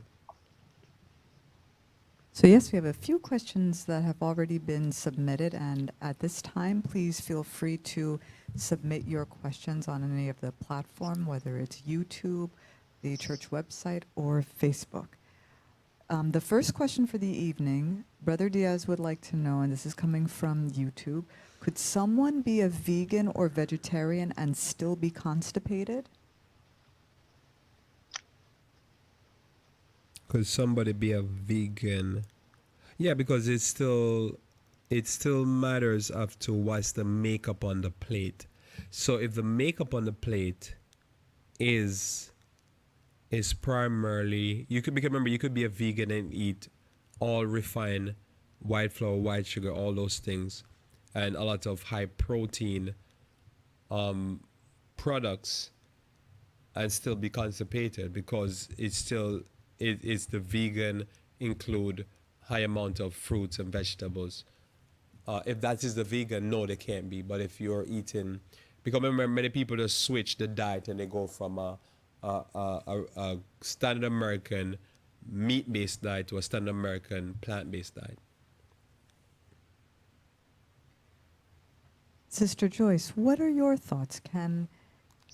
Could someone be a vegan or vegetarian and still be constipated?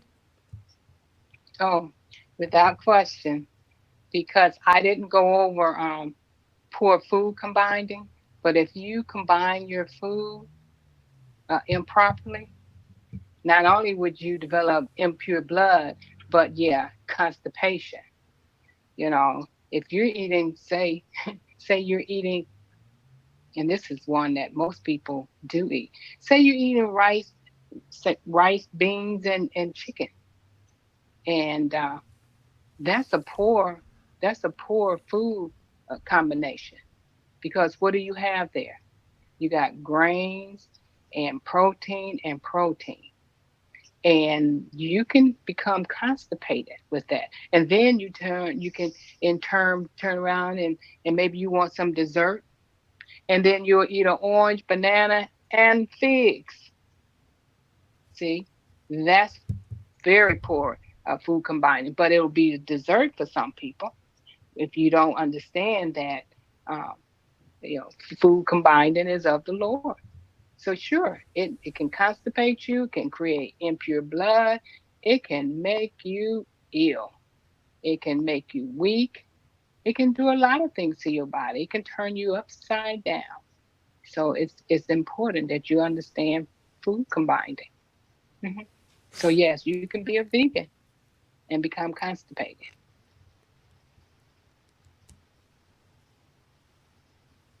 Thank you, Sister Joyce and Pastor. The next question, which is also coming from YouTube, is when someone is said to have a lymph node problem, is it safe to say they have a digestion problem? So I'll ask again.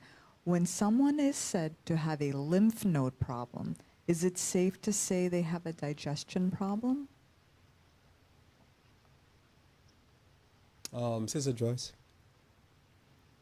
Well, I won't try and diagnose their causes because I don't know the person, but lymph nodes, uh, if you understand the physiology of anatomy, they are there to ward off toxins. So to say that a lymph node problem will cause, what was the last part of it, Tamara? Digestion problem.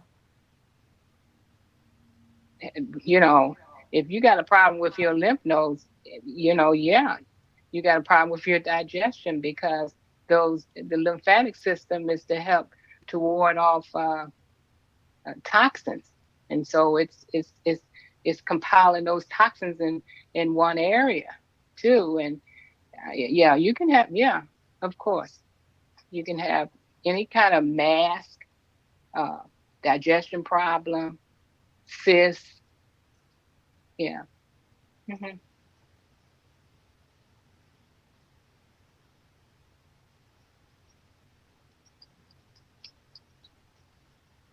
Any thoughts, Pastor? Yeah, I'm just thinking, in a sense that it's there could be an excess of toxins in the system, and it's overwhelming the lymph node, and because the as I say, most of the lymph node are around the digestive tract, to protect the system. So it could be they're just overworking the lymph node constantly. So that could be it. It could be other things going on like cancer and stuff like that. But for the most part, I would think the system is just being overwhelmed by the food. So there's something along what we're talking about here for the last hour, something that is being done wrong, that's causing, or unless there's something that's going on. But I think obviously, I would say most of it would be because of the digestion, the food they're eating, and the makeup of the food and what the food's doing to them. The next question concerns some discussion that was on the YouTube comment section. The discussion was about the plant-based enzyme, which is called Lifezyme plant-based digestive enzyme. The Mhm. question is the plant-based enzyme good for someone that has a slow metabolism? So the question is this enzyme good for someone who has a slow metabolism? And I'll go to you first, Sister Joyce. Well, yeah. Well, I take it because number one, I'm aging, and usually when you age, your metabolism does slow down. But there could be some other causes, um, if you're not aged, that your metabolism could slow down. But yeah, it helps me because um, I don't have to use much of my own body enzymes to do the work, whereby the plant enzymes really, um, it's like they go ahead and begin to break down your proteins and your starches. Yeah, very good. They're very good for anyone that has a slow metabolism, a weak, just a weak digestive system. Um, if you just need more help overall with your body's environment, especially the acid, and that's what most people have problems with, the acid pH of their body. It just can't get down low enough to help to break down the food that they're eating. By the time they get that food in their body, their stomach is still at its resting pH, and many times it sits there too long and it begins to putrefy and cause a lot of other digestive problems. So yeah, those digestive enzymes, the plant enzyme, can help a person that has a slow metabolism.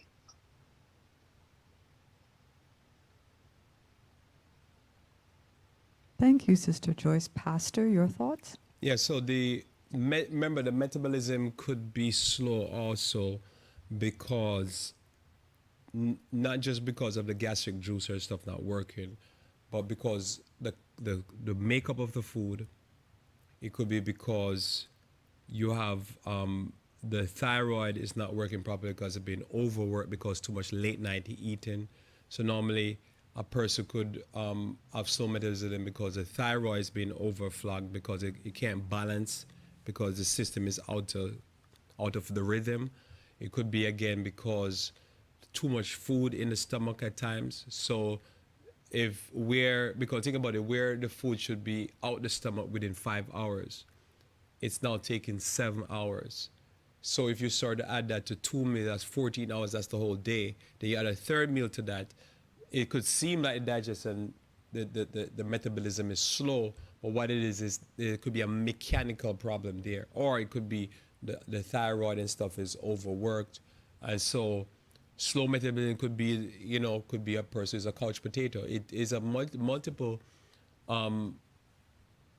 reasons there could be for slow metabolism because it's not the metabolism is slow, the food can't get through fast enough. So I'm not sure. It's difficult to say what's causing that because it could be just the person's not doing much. So remember, the less we do is the lighter the food we should eat. So if we're not very active physically, we should eat more fruits and vegetables and less grains, less starchy food like potato and batata and cassava, and food that will flow through the system faster. And because we're not running, we're not hitting it hard. If we're hitting it hard and we're very active, then we can go with harder food and the food will fly through the system faster. So remember, active metabolism sometimes has to do with how active you are. So I would say first those questions would have to be answered. If someone else be specifically asked me, I would say, is your lifestyle similar to an active metabolic lifestyle? Because remember, metabolism is the process of how we break the food down and use the food and how fast we flow the food to the body. And is your diet looks like food could flow through your body faster? So if it's not, then as you know, a person that does a desk job can subsist primarily on fruits. They don't need a lot of other food. They can get a lot of what they need from fruits.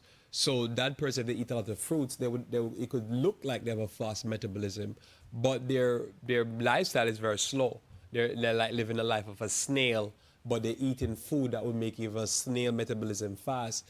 But if they're eating a lot of food that's very hard to digest and hard for the peristalsis to work, it could seem like their metabolism is slow because they're not moving and they're eating food that needs a lot of movement to get it through. 'Cause remember, when we start running and doing hard activity, the body start pumping and working fast, and it's gonna rush the food out fast. And that's why you can know when a person go for a walk, they feel like the food digests better because what happened? They're moving.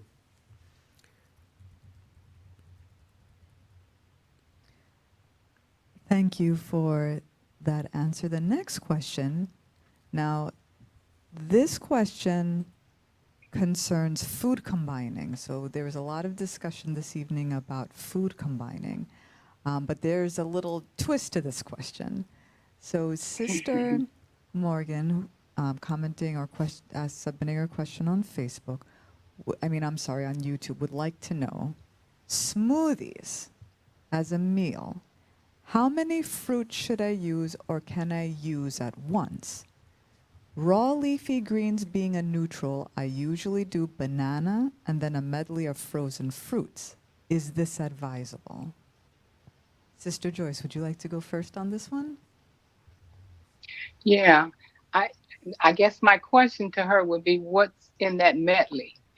The banana and the leafy green sounds good, but what's in that medley? Because I'm asking that because I've seen some medleys that had melons and other subacids and acid fruits.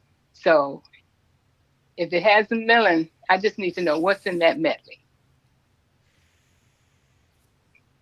Okay, and while we wait for a follow-up, what are your thoughts on having raw leafy greens with other fruits in a smoothie? Yeah, well, my research with that is that it combines well with the molecular structure that's in the leafy green or the herb with the fruit is compatible. It won't cause impure blood. It won't cause any type of combustion in the stomach. Um, and if that's not enough for you, I mean, if you watch nature, like say some of the animals, like gorillas, and that they usually they'll eat fruit and just green leaves all day. You know, but yeah, it's not a problem a smoothie like that because when I was all raw, I had those smoothies a lot. I had all type of leafy greens, from spinach to Swiss chard, greens, kales. Mustard green was the hardest, but I still managed because I wanted to get a lot of different greens, lamb's quarters in my diet, and I didn't have a problem with it. The And the follow-up, research that I've done. Go ahead.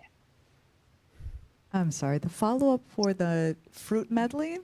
So Hmm. peaches, mango, strawberry, pineapple, and then also a different blend with blueberries, strawberries, and blackberries. So the first one would be a fruit medley of the banana, the greens, and peaches, mango, strawberry, pineapple.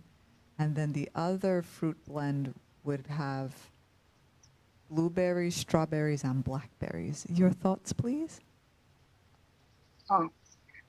Oh, those are fine. You know, yeah, those mixtures with just leafy greens, they'll combine well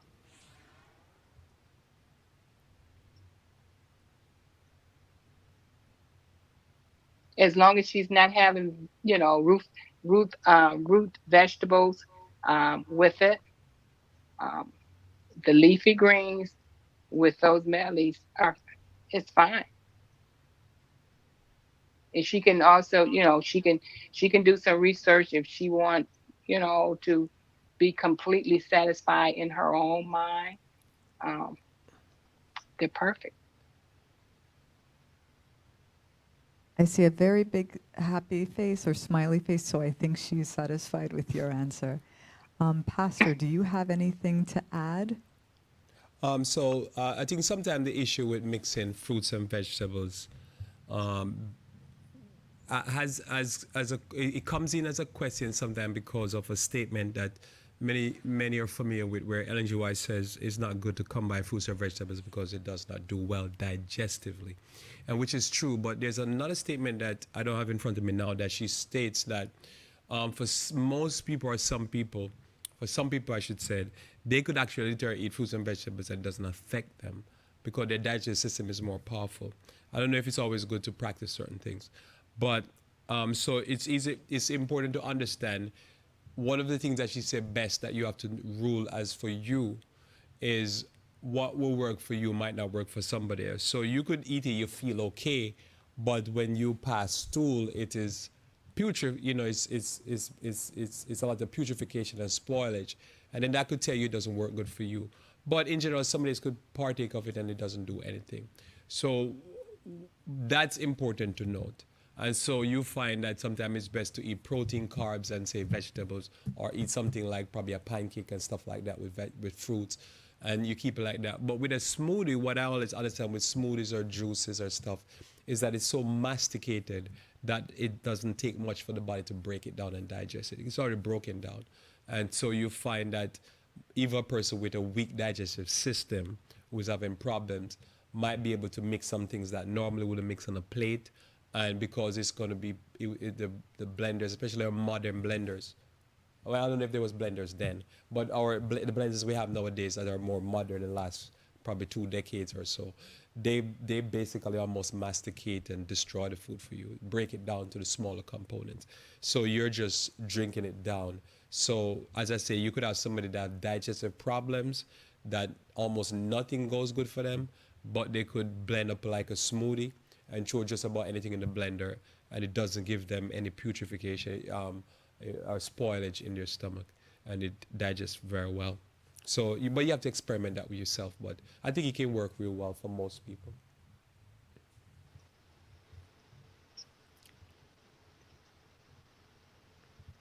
Thank you for that answer.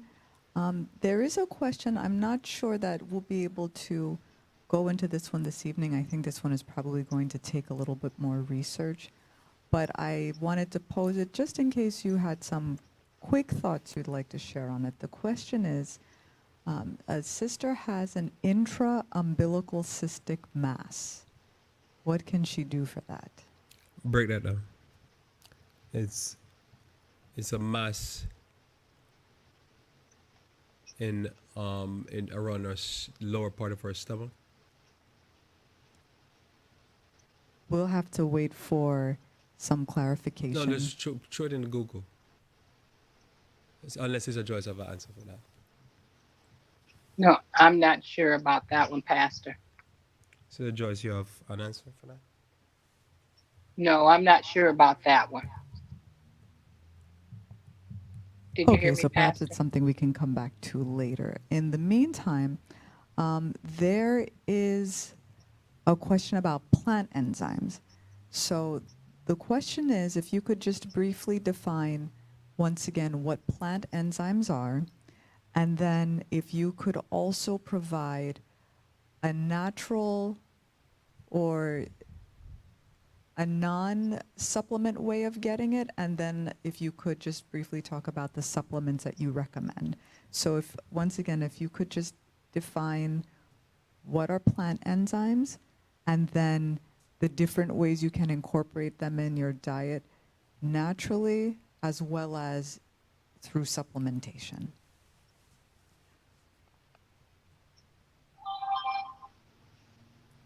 Is that for me or Sister Pastor? Joyce, you can go ahead, and then I'll talk. Probably I'm talking about the same thing, but go ahead, please. Okay. Yeah. Well, plant enzymes is what we've been talking about, all along. It's in your whole foods. It's in your, Genesis 1:29. all your um, all your vegetables, your root vegetables, your leafy greens, um, your all your raw foods. The plant enzymes are there. Um, their food, they just contain all plant enzymes, and if you need more, then you can supplement uh, plant enzymes. Because the enzymes are what? Your enzymes are your lipase, amylase, um, trypsin, malase, all the maltase.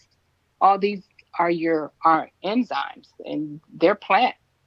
There's only two types of enzymes, and that's plant enzymes and the pancreatic, which is an animal enzyme. So uh, it's just two types: pancreatic from animals, and the enzymes from our internal body are natural enzymes, and the food is it's what the enzymes are contained in. So um, I hope that answered her question, part of it. Maybe the pastor can shed some more light on that. Before we go to the It's just, pastor, could you talk about the enzymes that you use, the supplements that you like to use? oh, the plant ones? Yeah, it just has, it's real simple. It has the lipase, the amylase, and the trypsin in it. And then it has the blend of food, like say pineapple. Uh, it may have some pineapple or orange in it because those are like coenzymes. Um, it's very, very simple. It's the regular enzymes that we have, that's contained in food. It's just a little bit more concentrated because it's taken out of its whole natural state. And then it has the coenzymes, which is your actual food in it. You know, um, you can have a blend, like say you can have some broccoli or uh, some other food that has the nutrients that you need from whole food to be coenzymes with the enzymes, if that makes sense to you. But because enzymes are nothing but, they're construction workers. They just work, and they can't, the enzymes can't do anything if it doesn't have um, the raw material, if they don't have the food. And the foods are mostly the coenzymes. So the enzyme, coenzyme, they both work together. The coenzymes cannot work without the enzyme, especially the supplement ones. Now you have your body enzymes that they still have to have carbohydrate, proteins, and fats. They still have to have whole foods in order for them to do what they need to do, like, secreting the proper enzyme for the food that's ingested. So I hope that helped. Thank you, Sister Joyce. Pastor, do you have anything to add to that? When we're talking about digestion, we're normally talking about enzymes and also the bacteria that's in our gut, in our flora. So if you're already on a vegan, plant-based probiotic, and also could be what you call a prebiotic, then the next thing would be to try probably some digestive enzymes. So as Joyce says, a lot of what we need is coming from the food that we're eating. But if you're still not getting it, so you already know you're eating, plant-based, you eat a lot of raw vegetables and stuff like that. There's the various different enzymes that you could just go in line, as I say, because it's hard to tell you which one, because all of our bodies probably have one thing or two or three that we're deficient in, and it's sometimes hard to know which one it is that's helping.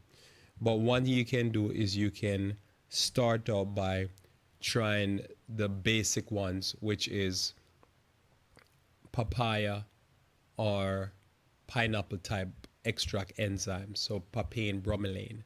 You try there and see if that helps you break the food down, because some of these things, if you use it naturally in cooking for meat tenderizers and stuff like that. And so you could start there, and then there's other supplements that you can buy that has the amylase and the protease, hopefully I'm saying that right, and the various different digestive enzymes the body naturally produce. And you can start with a little bit of that and see if that helps you.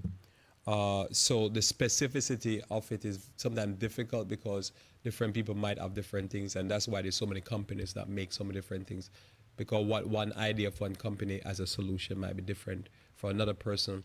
But you try different one and different people's idea of what will work, and you could find it could do that. You could take these digestive enzymes, it still does improve your digestion because you have a flora. So normally I say to people, a gut flora problem. I say to people, anybody, if you have taken probably in the last 5 years or so any antibiotics, you probably have damage to your gut flora. So you should definitely consider. I can't tell you what to do, but I'm suggesting to you, at least try for a month or two or three different types of different probiotics, and see if that gives you relief from your digestion, because there's probably something damaged. You could have some deficiency that causes your body to not break the food down. So you never do one thing. We sow beside many waters.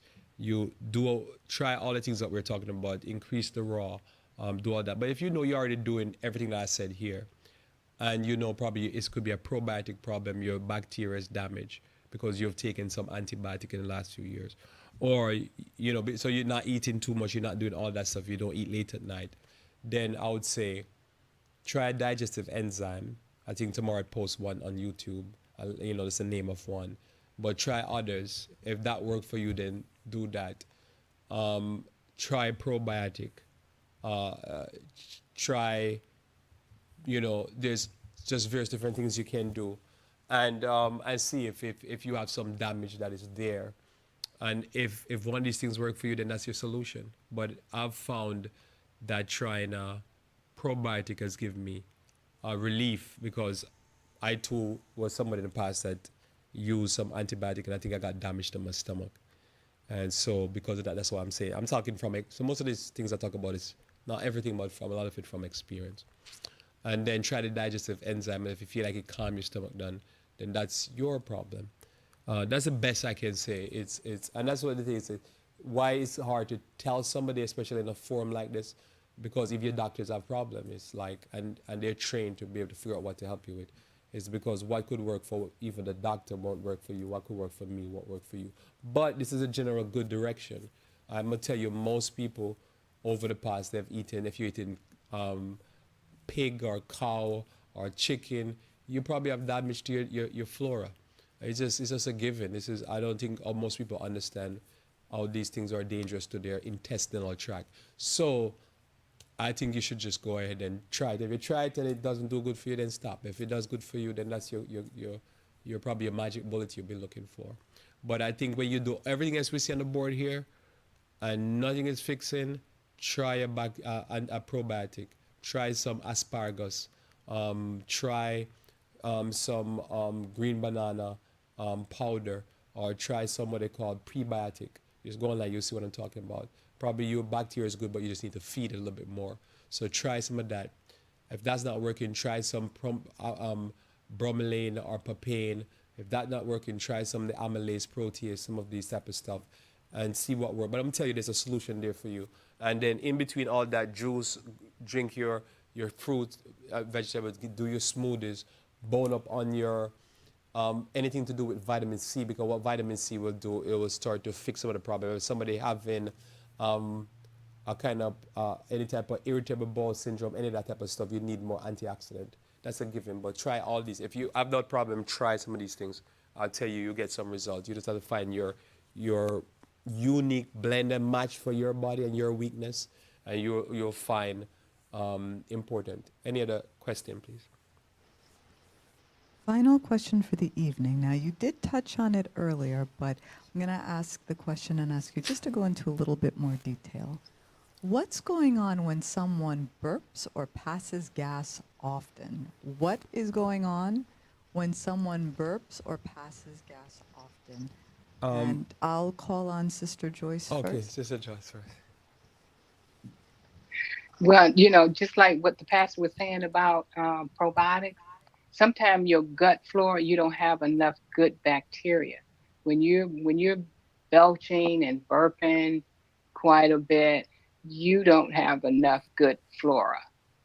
And also, you can check your diet. Make sure that you're on a whole complex carbohydrate type diet. What I mean is, having some greens and root vegetables like rutabagas and beets or potatoes or jicama and just all kind of whole foods. Um, your grains, different grains, your millet. Try and stick with more alkaline grains. Uh, and you know but if they're belching and burping, um, you just need some good bacteria. And that would just kind of play with the food, but I can tell you the bacteria is very low. But yeah, it's the food. Make sure stay away from the refined foods as much as possible till it become a habit. Like myself, I just want to say this: it's been 4 months now, and I have not had any type of refined food. And I used to um, like my grain-free chips or my blue corn chips, and I have not had any of that.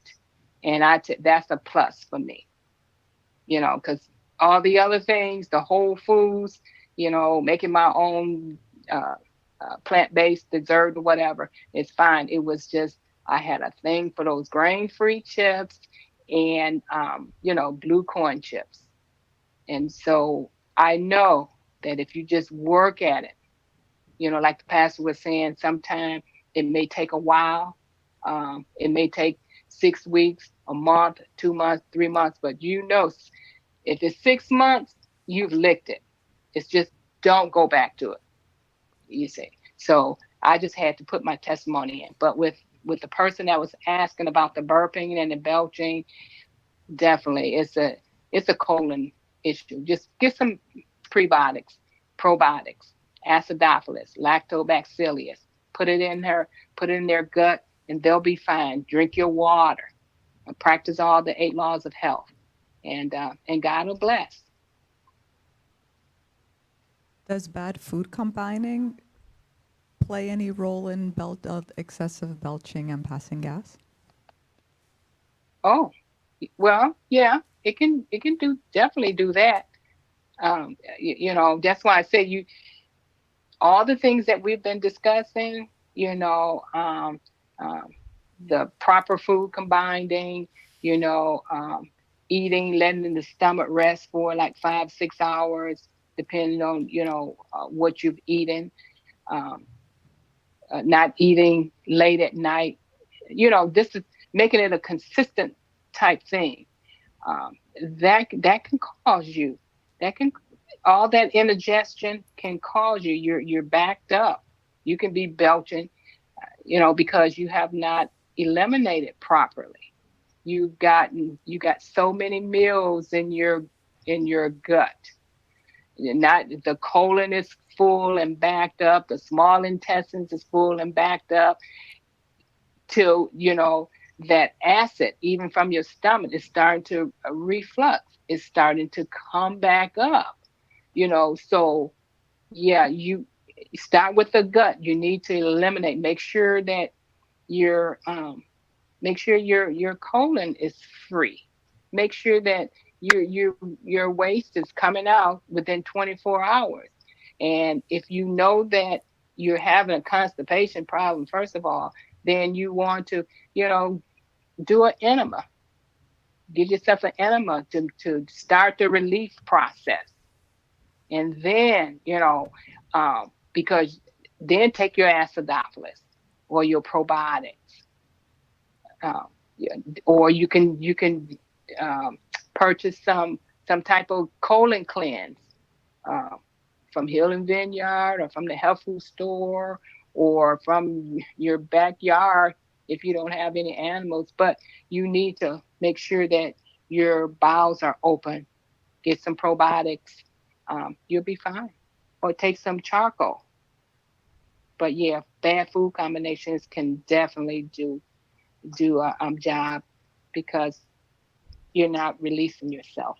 And food is just backing up in your, small intestines, colon, and it's just moving, um, moving those fluids from your stomach up into your esophagus. It can cause some serious problems. Thank you, Sister Joyce. Pastor, would you kindly weigh in on what's going on when someone burps or passes gas often?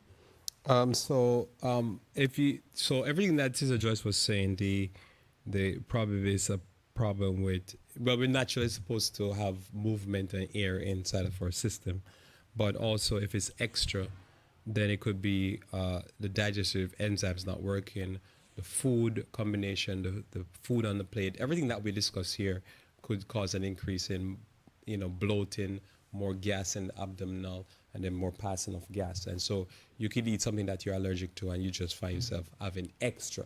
Now, if it's just all the time, then it could point to something else that's going on. So most of what we cover here, I think, would address the extra gas. Some people have said if they take like a little, probably 2 capsules of charcoal, it will reduce the amount of gas because it reduces the amount of toxin. But you can know when you eat something that's not working well, you find that you have extra gas and the food come out more putrid or smelling more. The other thing could be is what if it's a combination between male and female. Male, they've shown study that male pass gas more frequent and louder.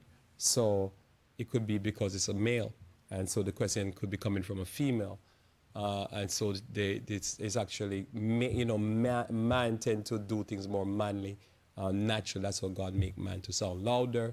And so the pass gas probably is more louder, more frequent. They just say, I think they say female pass gas that smell higher. Something like that. I can't remember what it was. But so it could be that. So there's a combination of things could cause it to say, why does somebody pass gas more?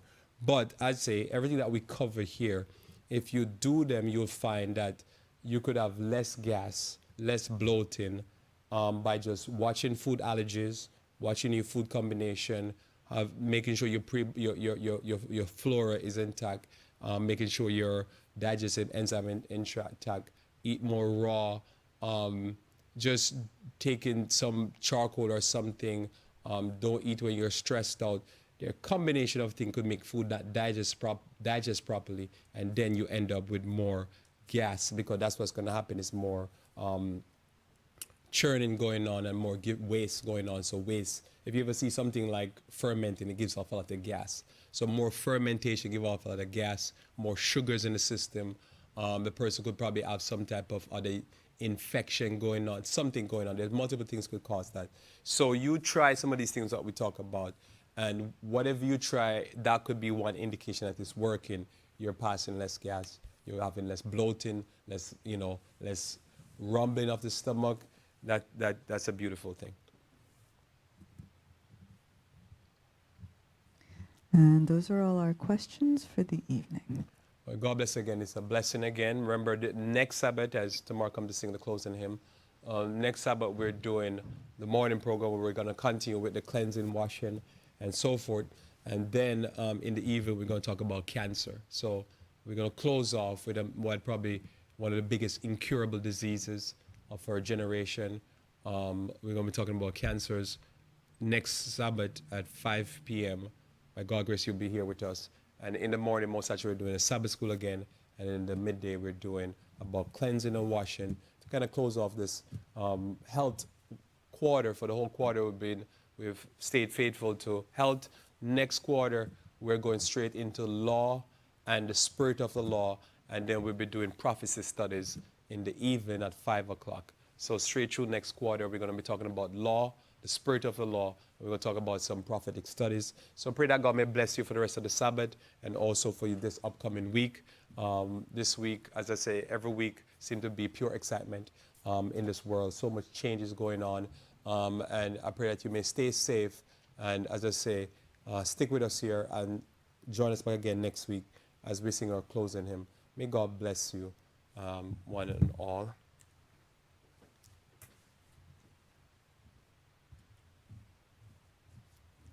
Once again, thank you to Pastor and Sister Joyce for the health presentation. We always learn so much when we hear from them. We'll sing for a closing hymn. Let us turn to number 499. Hymn number 499. What a friend we have in Jesus. Hymn number 499.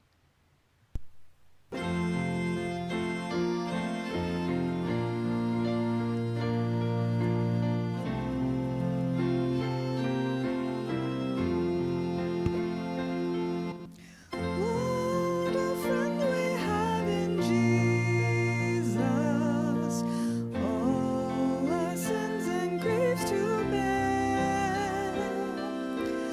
What a privilege to carry everything to God in prayer.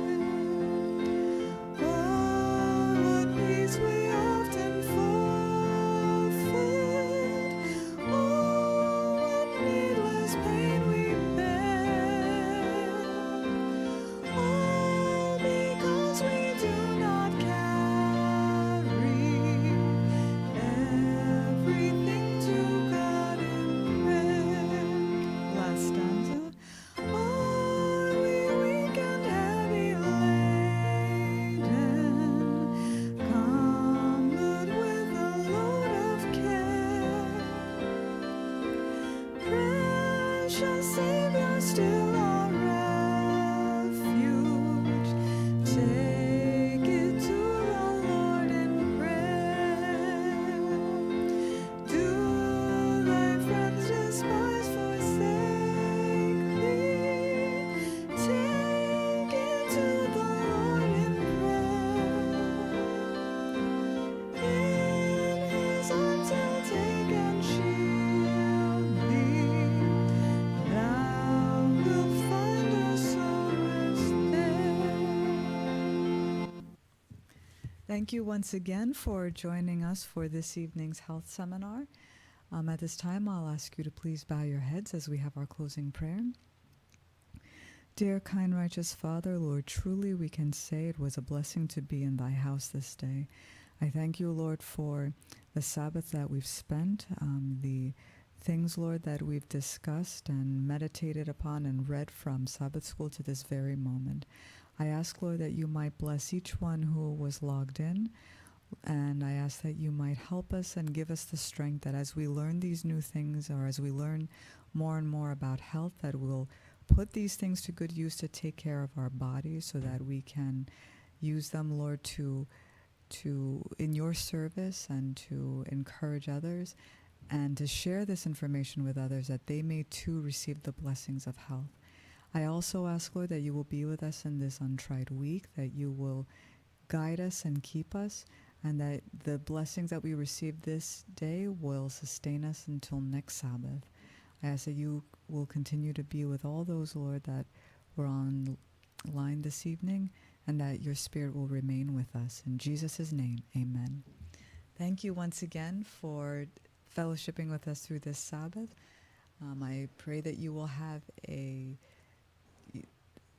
week without too many trials, and that you will accomplish much, and that you will take the things you've learned this evening and that you will enhance your health. Until next Sabbath, God be with you.